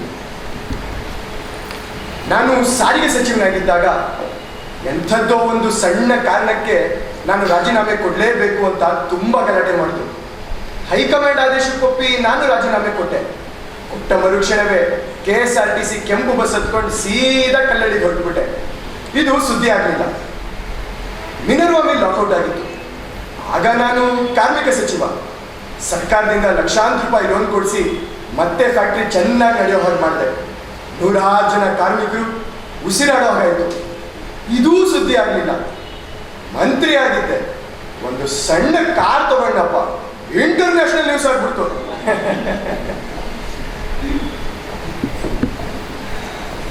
ಆದ್ರೆ ನಿಮ್ಮಂತ ಒಬ್ಬ ದೊಡ್ಡ ಕವಿ ನನ್ನ ಬಗೆಗಿನ ಅಭಿಪ್ರಾಯನ ಬದಲಿಸ್ಕೊಂಡ್ರಲ್ಲ.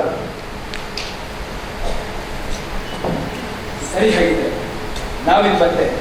ಹಾಗೆ ಇನ್ನೊಮ್ಮೆ ಬನ್ನಿ, ಆಗ ಸಾಹಿತ್ಯದ ಬಗ್ಗೆನೇ ಮಾತಾಡೋಣ. ಹೊಸನೆತ್ತರು ಕುಕ್ಕಿ ಹಾರಿ ಹೋಗುವ ಮರೆಯದಿ ಮಾಂತ್ರಿಕನ ಮಾಟ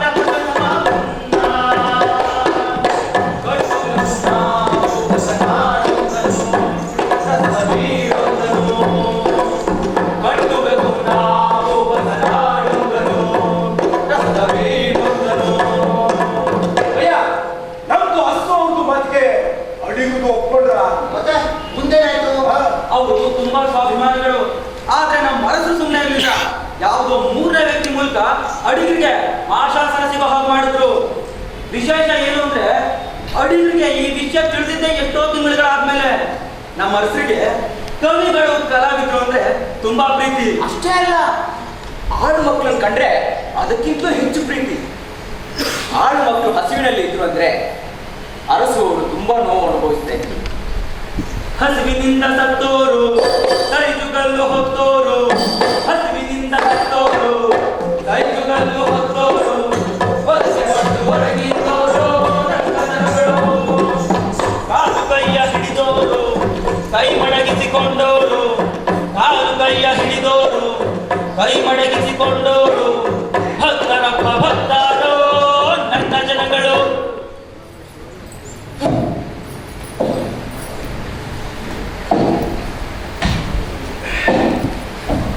ಮಗ, ಇವತ್ತು ನಮ್ಮ ಹಳ್ಳಿಗೆ ಮುಖ್ಯಮಂತ್ರಿಗಳು ಬರ್ತವ್ರಂತೆ. ಏನೋ? ಮುಖ್ಯಮಂತ್ರಿಗ? ನಿಜಾನ? ಕಣೋ. ಏಯ್ ಇದ್ಯಾಕಲ್ಲ ಎಲ್ಲ ಹೀಗೆ ನಿಂತ್ಕೊಂಡ್ರಿ ನಡೀರಿ ತಯಾರಿ ಮಾಡಮ್ಮ ಬರ್ರಿ.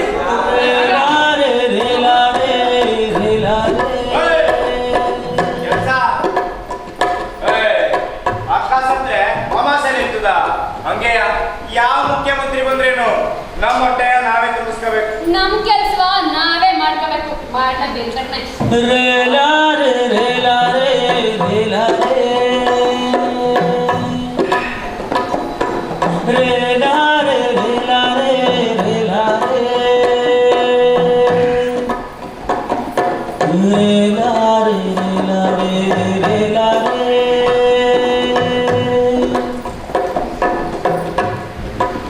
ಏನಕ್ಕ ಕೈ ಕಾಲು ತೊಳೆಗೊಸಿ ನೀರು ಕೊಟ್ಟಿರಾ? ಕುಡಿಯಕ್ಕೆ ನೀರಿಲ್ಲ, ಹೆಣ್ಣು ಕೈ ಕಾಲು ಕೊಡ್ಬೇಕಂತೆ. ಬುದ್ಧಿ ಬಾವಿಲೇ ನೀರಿಲ್ಲ, ಇದು ಕುಡಿಯಕ್ ನೀರಿಲ್ಲ ಅಂತೀರಾ? ಮತ್ತೆ ಕುಡಿಯಕ್ಕೆ ಏನ್ ಮಾಡ್ತೀರಿ? ಪಕ್ಕದೂರ್ಗ್ ಹೋಗಿ ತುಂಬ ಬರ್ತೀವಿ. ಮಾಡ್ದ ಕೆಲ್ಸ ಬಂದವ್ರು ಹೋಗಿ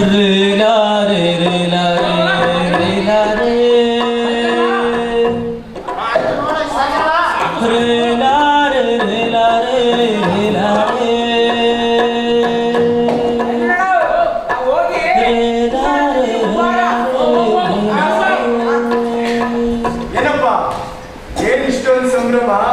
ಊರಿಗೆ ಯಾರು ಬರ್ತಾವ್ರೆ? ಮುಖ್ಯಮಂತ್ರಿಗಳು ಬರ್ತಾವ್ರೆ. ಏನು ಅವ್ರ ಹೆಸರು? ಇಂದಿರಾ ಗಾಂಧಿ ಅವರು. ನಮ್ಗೆಲ್ಲ ಅವರೇ ಒಳ್ಳೇದು ಮಾಡೋದು. ಕಾರ್ನಲ್ಲಿ ಬರ್ತಾವ್ರಾ? ಇಲ್ಲ ಏರೋಪ್ಲೇನ್ ಬರ್ತಾವ್ರೆ. ಇಲ್ಲಿ ಬಸ್ ಹೋಗಕ್ಕೆ ರಸ್ತೆ ಸರಿ ಇಲ್ಲ, ನಿನ್ ಕಾರ್ ಹೆಂಗ್ ಬರ್ತದೆ? ಹಳ್ಳಿಗೆ ವಾಸ ಅಂತ ಕಾಣ್ತದೆ. ಹೋಗ್ ಹೋಗೋ.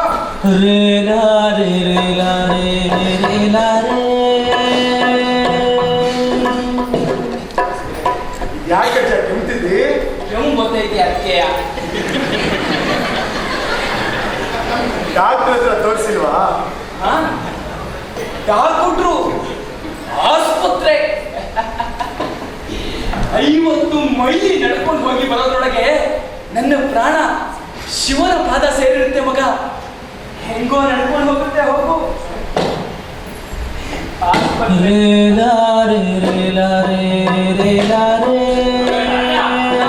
ಹೊತ್ತು ಮುಳುಗಕ್ಕೂ ಮುಂಚೆ ಮುಖ್ಯಮಂತ್ರಿಗಳು ಬಂದ್ರೆ ಚೆನ್ನಾಗಿರ್ತದೆ. ನಮ್ಮ ಊರ್ನಾಗೆ ಬೆಳಕಿದ್ದದ ಕರೆಂಟ್ ಇದ್ದದ.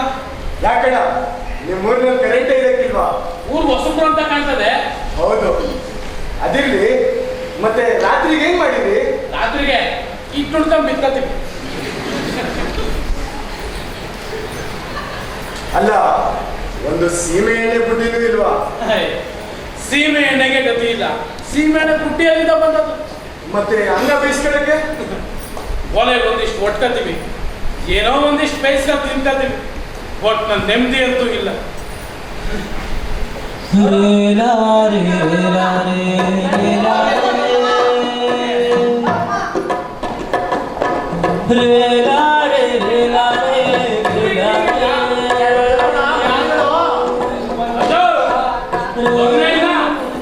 ಕಣಪ್ಪ, ನಾನು ಹಾದಿಯ ಕಾದು ಹೀಗೆ ಬಂದಿ.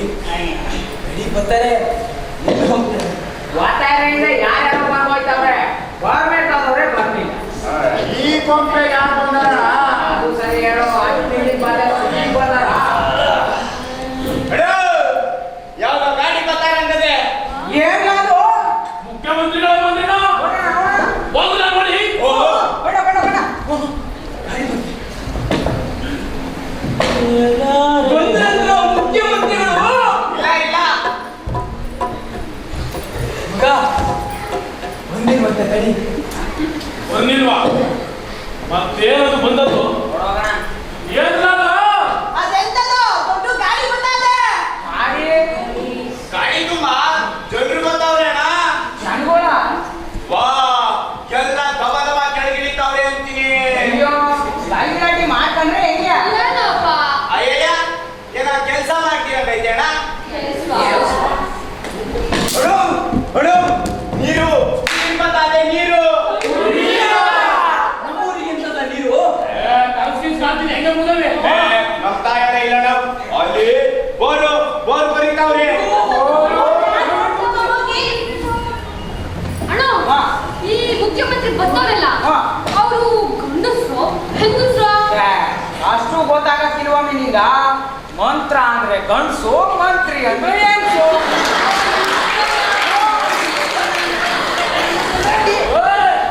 ಕಂಬಗಳು ಬಂದಾವೆ, ಕಂಬಗಳು. ಯಾಕೆ ಕಂಬನು? ಕರೆಂಟ್ ಒಂದು ದೊಡ್ಡ ದೊಡ್ಡ ಕಂಬಗಳು. ಅರೆ ಅಕ್ಕಿ ಅಕ್ಕಿ ಮುಂದೆ ಬಂದಾವೆ.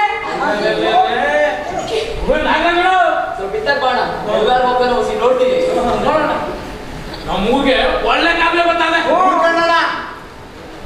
ಅಕ್ಕಿ ಮೂಟೆ ಬಂದಾವೆ. ಕರೆಂಟ್ ಕಲೆಕ್ಷನ್ ಕೊಡ್ತಾವ್ರೆ. ಕರೆಂಟ್ ಬರ್ತಾ ಇದೆ ಅಂತೆ. ನೀರು ಆಸ್ಪತ್ರೆ ಕಟ್ಟಿಸ್ತಾರಂತೆ ಮಗ. ಅಲ್ಲ ಕಣಣ, ಒಂದೇ ದಿನಕ್ಕೆ ಇಷ್ಟೆಲ್ಲ ಬಂತಲ್ಲ, ಈಗ ಹೆಂಗಣ? ಆದ್ರೆ ವಾತಾವರಣ ಕಾಯ್ತಿದೀವಿ, ಮುಖ್ಯಮಂತ್ರಿಗಳೇ ಬರ್ಲಿಲ್ವಲ್ಲ. ಆವಾಗ್ಲೇ ಬಂದೋದ್ರಲ್ಲ. ಏ ಅದ್ಯಾವಾಗ್ಲೂ ನಾವು ಒತ್ತಾರೆಯಿಂದ ಇಲ್ಲೇ ಕುತ್ಕೊಂಡಿದ್ದೀವಿ. ಯಾರಾದ್ರೂ ಬಂದು ಕುಡಿಯೋ ನೀರ್ ಕೇಳಿದ್ರಾ? ಹಾ, ಒಬ್ರು ಬಂದು ಕೇಳಿದ್ರು. ಅಜ್ಜ ನಿಮ್ಮ ಆರೋಗ್ಯ ವಿಚಾರಿಸಿದ್ರಾ? ಹಾ, ಒಬ್ಬ ವ್ಯಕ್ತಿ ವಿಚಾರಿಸ್ಕೊಂಡು ಹೋದ ಮಗ. ರಸ್ತೆ ಬಗ್ಗೆ ನನ್ನ ಕೇಳಿದ್ರು. ಊಟ ಒಬ್ಬ ಬಂದಿದೆಯಾ, ಕರೆಂಟ್ ಇಟ್ಟದ, ಊಟಕ್ಕೆ ಏನ್ ಮಾಡ್ಕೊಂಡಿದೀನಿ ಅಂತ ಕೇಳ್ದ. ಅವರೇ ಮುಖ್ಯಮಂತ್ರಿ ದೇವರಾಜ ಅರಸು. ಅಂತವ್ರಿಗೆ ಒಂದು ತನ್ನೂ ಕೊಡದೆ ಕಳಿಸ್ಬಿಟ್ವಲ್ಲಪ್ಪ. ಕುಡಿಯಕ್ಕೆ ಒಂದ್ ತೊಟ್ಟು ನೀರು ಕೊಡ್ಲಿಲ್ಲ ನಾವು. ಅಲ್ಲಿ ಕಣ್ಮಗ, ನಾವು ಅವ್ರಿಗೆ ಏನೂ ಕೊಡ್ಲಿಲ್ಲ ಅಂದ್ರೂ ನಮ್ಮೆಲ್ಲರ ಪಾಲಿಗೆ ಬೆಳಕಾದ್ರಲ್ಲಪ್ಪ ಅವರು. ಅದಕ್ಕೆ ಹೇಳೋದು, ಅವರು ನಮ್ಮೆಲ್ಲರ ಪಾಲಿನ ದೇವರಾಜ. ಬೇವು ಸುರಿಸಿ ದುಡಿಯುವಂತಹ ಜನಕ್ಕೆ ಅಂತೂ ಜೀತ ಪದ್ಧತಿಯಿಂದ ಮುಕ್ತಿ ಕೊಟ್ರಿ ನೋಡಿ.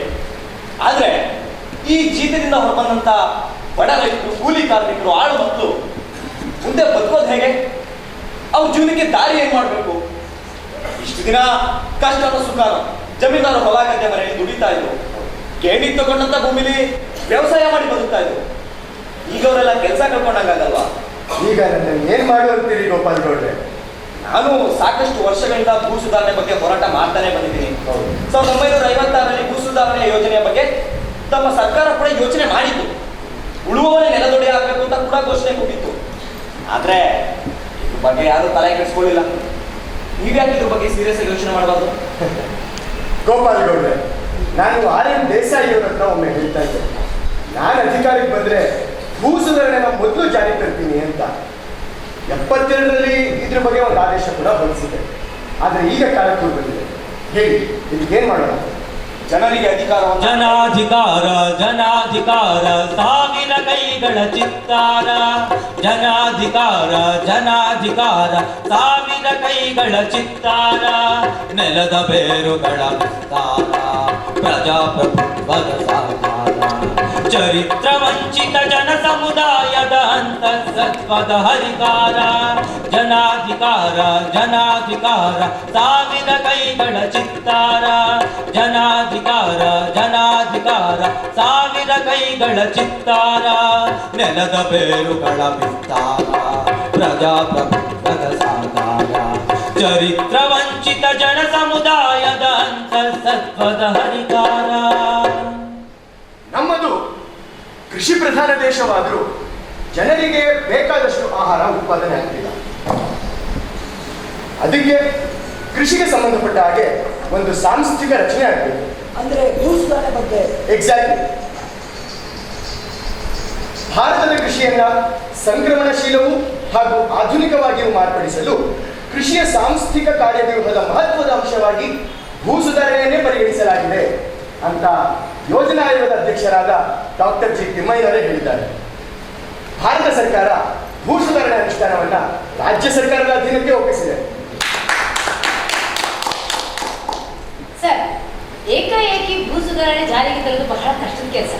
ನಿಮ್ಮ ಆಪ್ತರಾದ ಆರ್.ಎನ್. ದೇಸಾಯಿಯವರು ಸೇರಿ ಅನೇಕ ಶಾಸಕರು ಸಾವಿರಾರು ಭೂ ಮಾಲೀಕರು ತಮ್ಮ ಭೂಮಿಯನ್ನು ಕಳ್ಕೊಳ್ತಿದ್ದಾರೆ.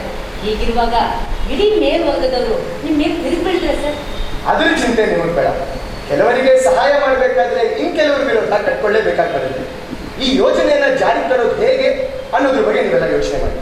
ಸರ್, ಮೊದಲನೇದಾಗಿ ಎಷ್ಟು ಜನ ಗೇಣಿದಾರರಿದ್ದಾರೆ, ಭೂ ಮಾಲೀಕರ ಬಳಿ ಎಷ್ಟು ಜಮೀನಿದೆ, ಹಾಗೆ ಕೃಷಿಕರ ಬಳಿ ಉಳಿವರಿ ಭೂಮಿ ಇಲ್ಲ ಅನ್ನೋದನ್ನ ಅನೇಕ ಪ್ರಶ್ನೆಗಳನ್ನು ಸಂಗ್ರಹಿಸಲು ಪ್ರತಿ ತಾಲೂಕು ಮಟ್ಟದಲ್ಲಿ ಒಂದು ಜನತಾ ನ್ಯಾಯ ಮಂಡಳಿಯನ್ನ ಸ್ಥಾಪಿಸಬೇಕು ಸರ್. ಖಂಡಿತ ಸರ್, ಮತ್ತು ಸಾಮಾಜಿಕ ಜೀವನದಲ್ಲಿ ಅದರ ಅನಿವಾರ್ಯತೆ ಬಗ್ಗೆ ಜನರಲ್ಲಿ, ಮುಖ್ಯವಾಗಿ ಭೂಮಾಲೀಕರಲ್ಲಿ ಅರಿವು ಮೂಡಿಸಬೇಕು ಸರ್. ಸರ್, ಹಾಗೆ 10 ಎಕರೆ ನೀರಾವರಿ ಜಮೀನನ್ನು ಹೊಂದಿದ ಮಾಲೀಕರು ತಮ್ಮ ಹಿಡುವಳಿಗಳ ಬಗ್ಗೆ 1 ವರ್ಷದ ಒಳಗಾಗಿ ಜನತಾ ನ್ಯಾಯ ಮಂಡಳಿಗೆ ಡಿಕ್ಲರೇಷನ್ ಕೊಡ್ಬೇಕು ಸರ್. ಸರ್, ನನ್ನ ಪ್ರಕಾರ ಈ ಭೂಮಾಲೀಕರೆಲ್ಲ ನ್ಯಾಯಾಂಗದ ಮೊರೆ ಹೋಗುವುದನ್ನು ತಪ್ಪಿಸಲು ನಾವು ಸ್ಥಳೀಯ ಮಟ್ಟದಲ್ಲಿ ಒಂದು ಪಂಚಾಯಿತಿಯನ್ನು ನಿರ್ಮಿಸಿದರೆ ನಮಗೆ ಒಳಿತಾಗ್ಬೋದು ಸರ್. ಸರ್, ಭೂಮಿಗಿಂತ ಅಧಿಕ ಪ್ರಮಾಣ ಭೂಮಿಗೆ ಸರ್ಕಾರದ ವರ್ಷ ತಗೊಂಡು ಪರಿಹಾರ ಹಣ ಕೊಡಬಹುದು ಸರ್. ಹೌದು ಸರ್, ಕೃಷಿ ಭೂಮಿ 2 ವರ್ಷ ಖಾಲಿ ಬಿಟ್ಟರೆ ಅದನ್ನ ಸರ್ಕಾರ ತನ್ನ ಸ್ವಾಧೀನಕ್ಕೆ ತೆಗೆದುಕೊಂಡು ಭೂಮಿ ಯಾರಿಗಿಲ್ವೋ ಅಂತ ಬಡ ರೈತರಿಗೆ ಅದನ್ನ ನೀಡಬೇಕು ಸರ್. ಸರಿ, ವಿಧಾನಸಭೆ ಮತ್ತು ವಿಧಾನಮಂಡಲದಲ್ಲಿ ಈ ಯೋಜನೆಯನ್ನ ಜಾರಿಗೆ ತರುವ ಕೆಲಸ ನನಗೆ ಬಿಟ್ಟಿದೆ. ನೀವೆಲ್ಲ ಸಮೀಕ್ಷೆ ಶುರು ಮಾಡಿ. ನಮಸ್ಕಾರ. ಚರಿತ್ರ ವಂಚಿತ ಜನ ಸಮುದಾಯದ ಅಂತಸತ್ವದ ಹರಿಕಾರ, ಜನಾಧಿಕಾರ ಜನಾಧಿಕಾರ ಸಾವಿರ ಕೈಗಳ ಚಿತ್ತಾರ, ಜನಾಧಿಕಾರ ಜನಾಧಿಕಾರ ಸಾವಿರ ಕೈಗಳ ಚಿತ್ತಾರ.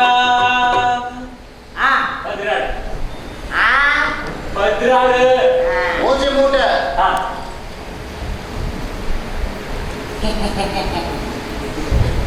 ಏನುಂಡು 10 ಮೂಟೆ. ಆಚೆ.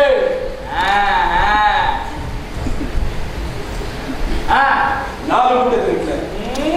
ಬರೀಟುಂಟು ತನಿಖೆ. 10 ಮೂಟೆ. ನಾನು 23 ಐನು 15 ನಾನು ಬರ್ತದೆ ತನಿಖೆ. 3 ಮೂಟೆ ತನಿ ಮೋಜು ಕಾಸ್ತಾಯ ತಾನೆಯ ಈಟ್ ಕಡಿಮೆ ಕೆಲಸ ಮಾಡ್ಲಿಕ್ಕೆ ಅಂತ ರೋಗವ ಉಚ್ಚಿದನಿ. ಮಳೆ ಬಂದು ಗುಳೆ ಪುರ ಹಾಳಾಗ್ತದನಿ. ತಾನೇ ಮತ್ತೆ ಬಂದ್ಮನೆಯ ಇಚ್ಚಿದನಿಕ್ಲೆ ವರ್ಷ ಬಂದು ಪೂರ್ತಿ ಬೆಳೆ ಹಾಳಾಗಿ ಬರ್ತದೆ. ಅವು ಪೂರ ಎಂಟ್ಲಿಂಗ್ ಸಂಬಂಧ ಇಚ್ಚಿ ನೀವು ಕೇಳಿ ತಗೊಂಡಿದ್ದೀರಾ ಅಂದ್ಮೇಲೆ ನಾವು ಹೇಳಿದಷ್ಟು ಕೊಡಬೇಕು, ಕೊಟ್ಟಷ್ಟು ತಗೋಬೇಕು. ಎನಿಕ್ಲೆ ರಾತ್ರಿ ಬಗೆಲು ಮನೆಯವರೆಲ್ಲ ಸೇರಿ ದುಡಿದ್ರು ಮಂಜಿಗೆ ತಿಕ್ಕು ಜೊತೆನೆ. ವರ್ಷಗಳು ಬೆಳೆದಿರೋ ಬೆಳೆನೆಲ್ಲ ನಿಮಗೆ ಕೊಟ್ಟರೆ ಮನೆಯವ್ರು ಒಂದು ಹೊತ್ತಿನ ಊಟಕ್ಕೂ ಕಷ್ಟ ಆಗುತ್ತೆ. ನಿಮಗೆ ಮುಂದಿನ ವರ್ಷ ವಿಚಾರ ಮಾಡಿ ನಿಮಗೆ ಕೊಡ್ಬೇಕಾಗಿರೋ ಅಷ್ಟನ್ನು ತಪ್ಪಿಸ್ತೀನಿ. ಇಲ್ಲಿದ್ದು ಸಲ್ಲಿದ ಕತೆ ಹೇಳಿ ನಮಗೆ ನಾಮ ಹಾಕಬೇಕು ಅಂತ ಮಾಡ್ತಾ ಇದ್ದೀಯಾ? ಇಚ್ಚಿದ್ದೀನಿ. ಊರಿಗೆಲ್ಲ ಬಾರದ ಬೇಡ, ನಿನಗೆ ಮಾತ್ರ ಬಂದತ್ತ ಸೀನಾ ತೋಪಿನಿದಾದ ಪಾಡ್ಲೆಯ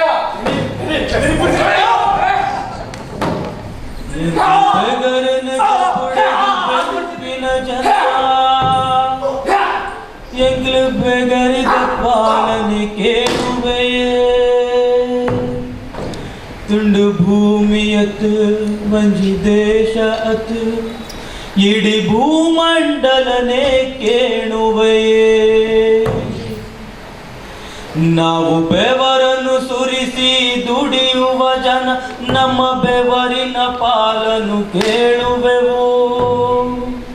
ತುಂಡು ಭೂಮಿಯಲ್ಲ ಒಂದು ದೇಶವಲ್ಲ, ಇಡೀ ಭೂಗೋಳವನ್ನೇ ಕೇಳುವೆವು.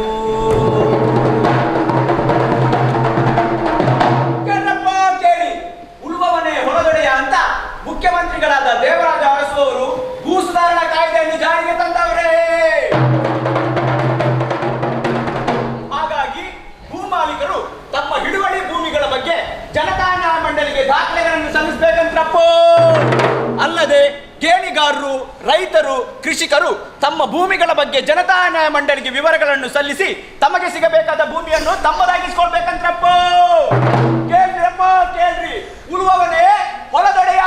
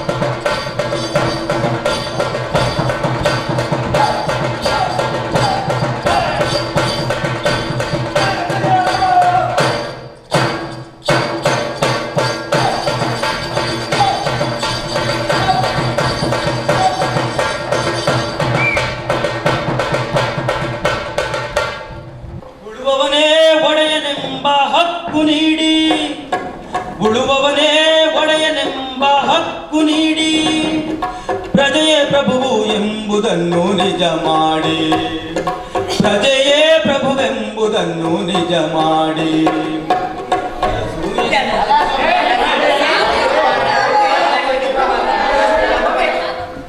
ಅಲ್ಲ ಬುದ್ಧಿ, ಈ ಕಾಯ್ದೆನ ಶಾಸನ ಸಭೆ ಮುಂದೆ ಇಡದೆ ಅದು ಹೆಂಗ್ ಜಾರಿಗೆ ತರೋಕ್ಕಾಗುತ್ತೆ? ವಂಶ ಪರಂಪರೆಯಿಂದ ಬಂದಿರೋಂಥ ಪ್ರಾಪರ್ಟೀಸ್ ನ ಈಗ ಫಾರ್ಮರ್ಸ್ ಈಸಿಯಾಗಿ ಕೊಟ್ಬಿಡಿದ್ರೆ how is it possible sir? 106 ಜನ ಸ್ವತ್ತನ್ನ ಯಾವನೋ ಒಬ್ಬ ಅನುಭವಿಸ್ತಾ ಇದ್ದಾನೆ ಅಂದ್ರೆ ಇದು ಯಾವ ನ್ಯಾಯ ಅಂತಿಲ್ಲ. ನಮಗೆ ಚುನಾವಣೆಯಲ್ಲಿ ಸಹಕರಿಸುವುದು ಮೇಲ್ವರ್ಗದವರು ಮತ್ತು ಭೂಮಾಲೀಕರು. ಈಗ ನೀವು ಏಕಾಏಕಿ ಭೂಸುಧಾರಣೆಯನ್ನು ಜಾರಿಗೆ ತಂದರೆ ನಾಳೆ ನಾವು ಓಟ್ ಕೇಳಿಕೆ ಹೋಗೋದು ಬೇಡವಾ? ನಾಳೆ ನಾವು ಓಟ್ ಕೇಳಿಕೆ ಹೋದ್ರೆ ನಾವು ಕಷ್ಟ ಮಾರ್ರೆ. ಕೂಲಿ ಕಾರ್ಮಿಕರು ರೈತರು ಮಾತಾಡೋ ನಮಗೆ ಬೇಕಲ್ವೇನ್ರಿ? ರೈತರು ಮಾತ್ರ ಬೆಲೆ ಬೇಕಂದ್ರೆ ವಯಸ್ಸಾದ ಜಮೀನ್ದಾರರು ಕೇಳಿ ಕೊಟ್ಟ ತಾವೇ ವಾಲುವಾಗಿ ದುಡಿಯಾಕದ ಸಾವಿರಾರು ಎಕರೆ ಅವ್ರೇನ್ ಮಾಡ್ತಾರ? 100 ಜನ ಧ್ಯಾನ ಮಾಡ್ತಾರೆ, ಪುಣ್ಯಾಗ ಬರ್ತಾರೆ. ಪಾಪ ಕೂಡ ಬೆಂಕಿ ಹಾಕಿದ್ರು, ಭೂಮಾಲೀಕರು ಬೀದಿ ಬಂದ್ರೆ ಅವ್ರು ನೋಡೋಕೆ ಯಾರು ಮಾಡ್ತೀವಿ? ಕೃಷಿಕರಿಗೆ ರೈತರಿಗೆ ಭೂಮಿ ನೀಡಿದ್ರೆ ಕೃಷಿನ ಪ್ರೋತ್ಸಾಹ ಮಾಡಿದಾಗುತ್ತೆ. ದೇಶದಲ್ಲಿ ಕೃಷಿ ಇಳುವರಿ ಕೂಡ ಹೆಚ್ಚುತ್ತೆ. ಕೂಲಿ ಕಾರ್ಮಿಕರಿಗೆ ರೈತರಿಗೆ ಸಹಾಯ ಮಾಡ್ಲೇಬೇಕಂತಾದ್ರೆ ಭೂ ಸುಧಾರಣೆ ಯಾಕೆ ಬೇಕು? ಬೇರೆ ಯಾವ್ದಾರ ಕಾಯ್ದೆನ ಜಾರಿಗೆ ತರ್ಬೋದಲ್ವಾ?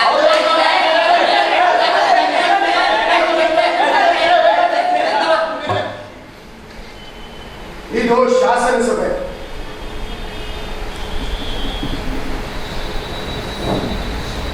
ರಮಣನವರೇ, ನೀವೆಷ್ಟು ಕಳ್ಕೊತೀರಿ? ಎಷ್ಟು ಇಲ್ಲ ಬುದ್ಧಿ. ಸಿದ್ದೇಗೌಡ್ರೆ ನೀವು? ಅದು ಹೊಲ ಗದ್ದೆ ಒಂದು ರೌಂಡ್ ಹಾಕಿದ್ರೆ 500 ಎಕರೆ.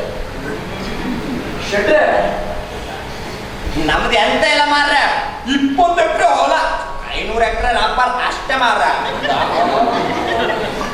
ಪಾಟೀಲ್ರೆ? ನಮ್ದು ನಾಳೆ ಬಿಡ್ರಿ, ಯಾರ ಕಡೆ ಲೆಕ್ಕ ಮಾಡಿದ್ರೆ ಒಂದು 7 ಎಕರೆ ಅಷ್ಟೇ. ಇನ್ನು ರಾಯರೇ ನೀವು? ನಮ್ದು ಅಪ್ರಾಕ್ಸಿಮೇಟ್ಲಿ ಒಂದು 800 ಎಕರ್ಸ್ ಬರ್ಬೋದು.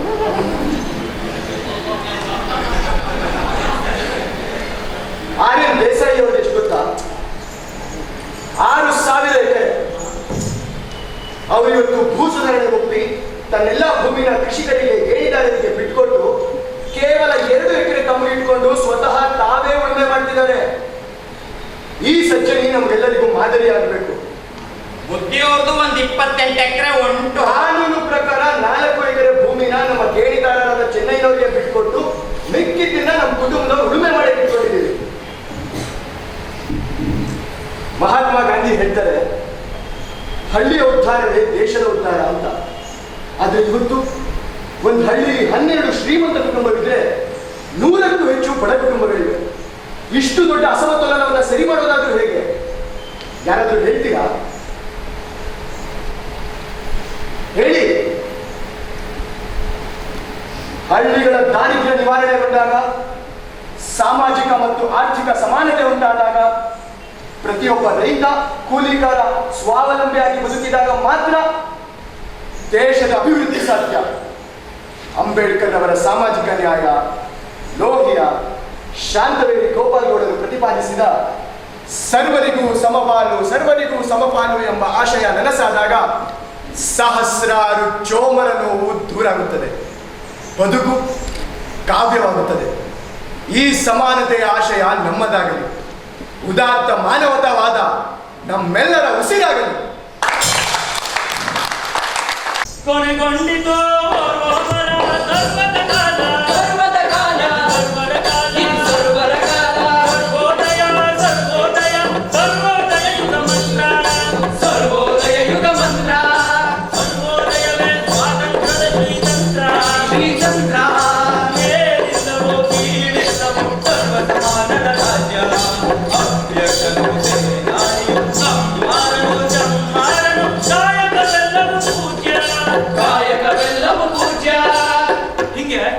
ಸಾಮಾಜಿಕ ಮತ್ತು ಆರ್ಥಿಕ ಸಮಾನತೆಯನ್ನು ಸಾಧಿಸುವ ಭೂ ಸುಧಾರಣೆ, ಜೀತ ಪದ್ಧತಿ ಹಾಗೂ ಮಲ ಹೊರುವ ಪದ್ಧತಿಯ ನಿರ್ಮೂಲನೆ.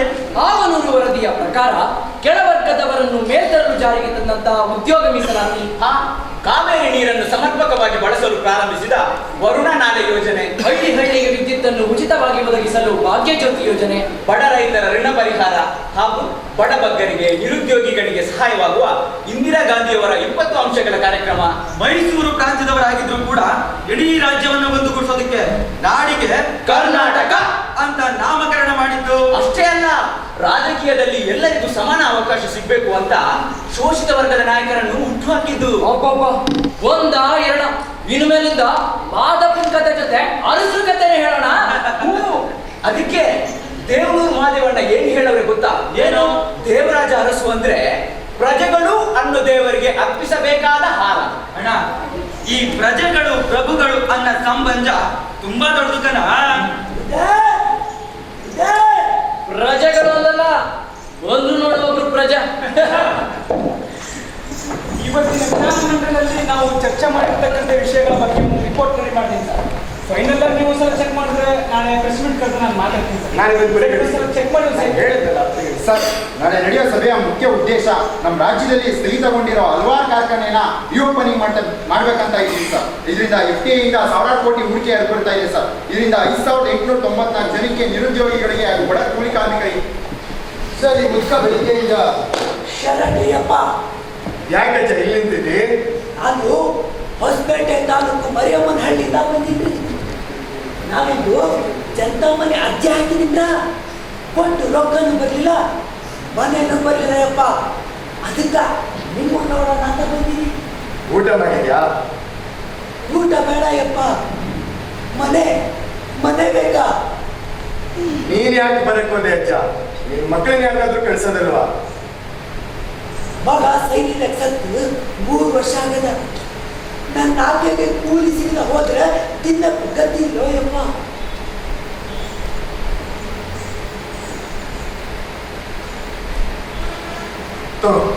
ಈ ರೊಕ್ಕ ಇಟ್ಕೋ. ರೊಕ್ಕ ಬೇಡ ಯಪ್ಪ, ಮನೆ ಬೇಕಾ?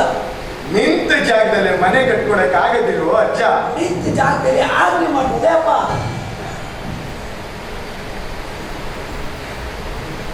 ಡೀಟೇಲ್ಸ್ ತಗೊಂಡು ಈಗಲೇ ವ್ಯವಸ್ಥೆ ಮಾಡ್ತೀನಿ ಸರ್. ಈಗ ಸಮಾಧಾನ ಆಯ್ತಾ? ತಗೋ, ಈ ರೊಕ್ಕ ಇಟ್ಕೋ, ಊಟ ಮಾಡಿ ಊರಿಗೆ ಹೊರಡು. ಆಕ್ಚುಲಿ ಇವತ್ತು ನಾನು ಪ್ರೆಸ್ ಮೀಟ್ ಮನೆ ಸಿಗ್ತದ? ಮನೆ ವರ್ಷದಲ್ಲಿ ಮನೆ ಕೊಡಿಸ್ತಾರ? ತಂದನಾರೆ ತಾನಾರೆ ನಾನಾ, ಓ ತಂದನಾರೆ ತಾನಾರೆ ನಾನಾ, ತಂದನಾರೆ ತಾನಾರೆ ನಾನಾ. ಆ 20 ಪಾಯಿಂಟ್ಸ್ ಪ್ರೋಗ್ರಾಮು ಮತ್ತೆ 5 ಪಾಯಿಂಟ್ಸ್ ಪ್ರೋಗ್ರಾಮ್ನೆಲ್ಲ ಸೀರಿಯಸ್ ಆಗಿ ಇಂಪ್ಲಿಮೆಂಟ್ ಮಾಡ್ಬೇಕು. ಕಾಮನ್ ಪೀಪಲ್ನ ನೆಗ್ಲೆಕ್ಟ್ ಮಾಡಬಾರ್ದು. ಸರ್, ಬರಕ್ಕೆ ಹೇಳಿರುತ್ತೆ. ನಾನು ಮನೆಯಿಂದ ವಿಧಾನಸೌಧಕ್ಕೆ ಹೋಗುವಾಗ ಬರುವಾಗ ಗೇಟ್ ಹತ್ರ ಒಂದು ಕುಟುಂಬ ನಿಂತಿರೋದು ನೋಡಿದೆ. ಯಾರು? ಸರ್, ಬಿಜಾಪುರದಿಂದ ಒಂದು ಕುಟುಂಬ ನಿಮ್ಮನ್ನ ನೋಡ್ಬೇಕು, ನಿಮ್ ಜೊತೆ ಮಾತಾಡ್ಬೇಕು ಅಂತ ಬೆಳಗ್ಗೆ ತುಂಬಾ ಹಠ ಮಾಡ್ತಾರೆ.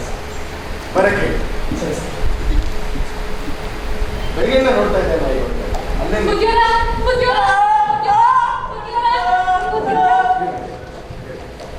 ಏನಮ್ಮ, ಏನಾಗ್ಬೇಕಾಗಿತ್ತು? ಮುಖ್ಯಮಂತ್ರಿ ದೇವರಾಜ ಸರ್ನ ಅಂದ್ರೆ ನಿಮ್ಮನ್ನ ಕಾಣ್ಬೇಕಿತ್ರಿ. ಅರಸು ನಾನೇ ಅಮ್ಮ, ಮುಖ್ಯಮಂತ್ರಿನೂ ನಾನೇ. ಹೇಳು, ಏನಾಗ್ಬೇಕಾಗಿತ್ತು? ಬಿಜಾಪುರದಿಂದ ಬಂದೇವ್ರಿ ನಿಮ್ಮನ್ನ ಕಾಣ್ಲಿಕ್ಕಂತ. ಬುದ್ಧಿಯವರ, ನೀವು ನಮ್ಮ ಊರಿಗೆ ಬಂದಿದ್ದಲ್ರಿ, ಆಗ ಕುಂಟ್ರಿಗೆ ಕುರ್ಡ್ರಿಗೆ ತಿಂಗಳಿಗೆ ಒಂದಿಷ್ಟು ರೊಕ್ಕ ಬರಂಗ್ ಮಾಡಿದ್ರಿ. 4 ತಿಂಗಳು ಬಂತು ರೀ, ಆಮ್ಯಾಗ ನಿಂತೋಯ್ತು. ಇದ್ರ ಸಲುವಾಗಿ ಸರ್ಕಾರಿ ಕಚೇರಿ ಅಲ್ದಾಡಿದ್ನಿ, ಪ್ರಯೋಜನ ಆಗಿಲ್ಲ. ಲಂಚ ಕೇಳ್ತಾರ.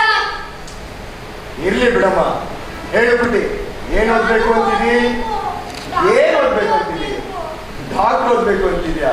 ನೋಡ್ರಿ ಸಾಹೇಬ್ರ, ಹೆಂಗ್ ಮಾತಾಡಕತ್ತಾಳಂತ. ನಾನು ಒಬ್ಬಾಕಿ ಕೂಲಿ ನಾಲಿ ಮಾಡಿ ಜೀವನ ನಡೆಸಕತ್ತೀನಿ. ಈಕಿ ನೋಡಿದ್ರ ಡಾಕ್ಟರ್ ಆಗ್ಬೇಕು ಅಂತಾಳ.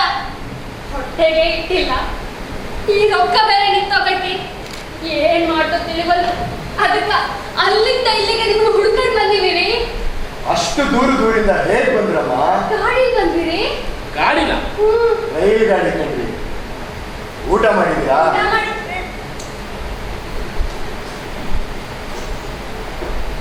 ನಾವು ಗಾಡಿ ಬರೋಗ ನಮ್ ರೊಕ್ಕನೆಲ್ಲ ಯಾರೋ ಕಳುವು ಮಾಡ್ಯಾರ. ಛೇ, ಇಂಥವ್ರ ಹತ್ರನೂ ಕದಿಯೋರಿದಾರ. ಹೀಗಾಗಿದೆ ನೋಡಿ ಸರ್ ನಮ್ಮ ದೇಶದ ಪರಿಸ್ಥಿತಿ.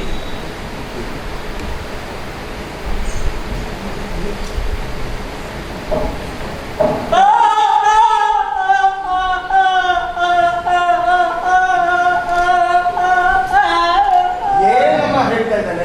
ನಮ್ಗೆ ಈ ರೊಕ್ಕ ಬ್ಯಾಡ್ರಿ, ಆ ಪಿಂಚಣಿ ಬರಂಗ್ ಮಾಡ್ರಿ, ಇಲ್ಲ ಅಂದ್ರ ಮನೆ ಮಂದಿ ಎಲ್ಲ ಉರುಳಾಕಂತೀವಿ ಅಂತ ಹೇಳಕತ್ತಾರ. ಛೇ ಛೇ, ಅಂಥದ್ದೆಲ್ಲ ಏನು ಮಾಡಕ್ ಹೋಗ್ಬೇಡಿ. ನಾನೇ ಖುದ್ದಾಗಿ ಸಂಬಂಧಪಟ್ಟ ಅಧಿಕಾರಿಗಳ ಹತ್ರ ವಿಷಯ ತಿಳಿಸ್ತೀನಿ. ಹಾ, ತಗೊಳ್ಳಿ. ಬ್ಯಾಡ್ರಿ. ಮಕ್ಕಳು ಇಟ್ಕೋ, ಊಟ ಮಾಡಿ ಊರುಗಳು ನಿಮ್ ಕ್ಷೇಮ ನೋಡಿ. ಹುಟ್ಟಿ ಚೆನ್ನಾಗಿ ಓದ್ಬೇಕು.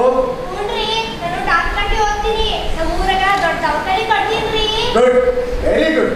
ನಿಮ್ಮಂತವ್ರಿಗೋಸ್ಕರನೇ ಅಂತ ಹಿಂದುಳಿದ ವರ್ಗ ಮತ್ತು ಅಲ್ಪಸಂಖ್ಯಾತರಿಗೆ ವಿದ್ಯಾರ್ಥಿ ನಿಲಯಗಳನ್ನ ತೆರೆದಿದ್ದೀವಿ. ಹಾಗೆ ಉಚಿತ ಶಿಕ್ಷಣ ಕೂಡ ಕೊಡ್ತಾ ಇದ್ದೀವಿ.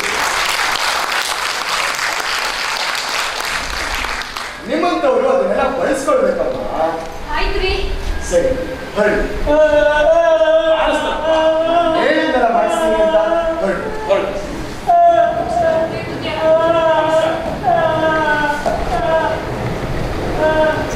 ಒಬ್ಬ ವ್ಯಕ್ತಿ, ಒಂದು ಸಂಸಾರ, ಒಂದು ಮನೆ, ಒಂದು ಊರೆಲ್ಲ ಮೈಗೌಡ್ರೆ ಇಡೀ ರಾಜ್ಯದ ಆರೋಗ್ಯವನ್ನ ಕಾಪಾಡಬೇಕಾಗಿದೆ. ನಮ್ಮ ಸರ್ಕಾರ ಅನ್ನೋದೇ ದೊಡ್ಡ ವೈದ್ಯರಾಗಬೇಕು. ಅದು ನನ್ನ ಕನಸು.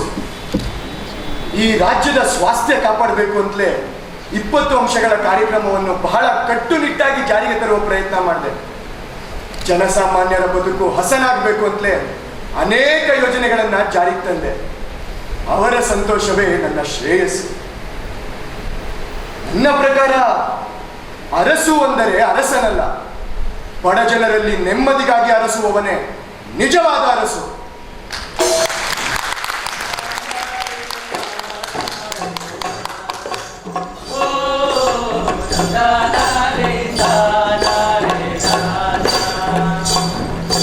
ಹಿಂಗೆ ಮುಖ್ಯಮಂತ್ರಿಗಳನ್ನ ನೋಡ್ಬೇಕು ಅಂತ ನಮ್ಮ ದೇವರಾಜ ಅರಸವ್ರನ್ನ ರಾಜ್ಯದ ಮೂಲೆ ಮೂಲೆಗಳಿಂದ ಹುಡುಕೊಂಡು ಬರ್ತಿದ್ರಂತೆ. ಕರ್ನಾಟಕದ ಜನಮಾನಸದಲ್ಲಿ ಕೊನೆಯ ತನಕ ನಿರಂತರವಾಗಿ ಅರಸರಾಗಿಯೇ ಇದ್ದವರು ನಮ್ಮ ದೇವರಾಜ ಅರಸರು. ಕರ್ನಾಟಕದ ಮಟ್ಟಿಗೆ ಅರಸರ ಜೀವನವೇ ಒಂದು ರೋಮಾಂಚನಕಾರಿಯಾದ ಅಧ್ಯಾಯ.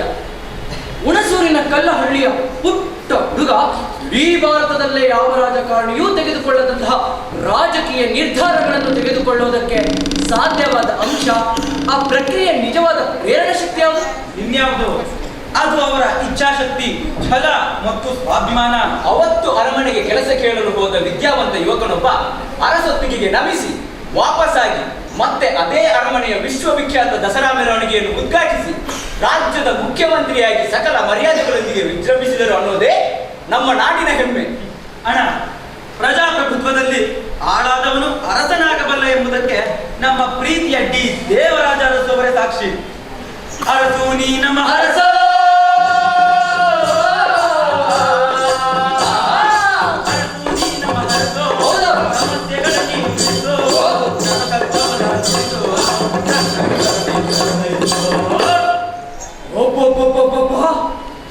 ಅದು ನೋಡು, ಮತ್ತೆ ಬಂತು ವಿಶ್ವವಿಖ್ಯಾತ ಮೈಸೂರು ದಸರಾ. ಅದೇನು ಸಂಭ್ರಮ, ಅದೇನು ಸಡಗರ, ಅದೇನು ವೈಭವ.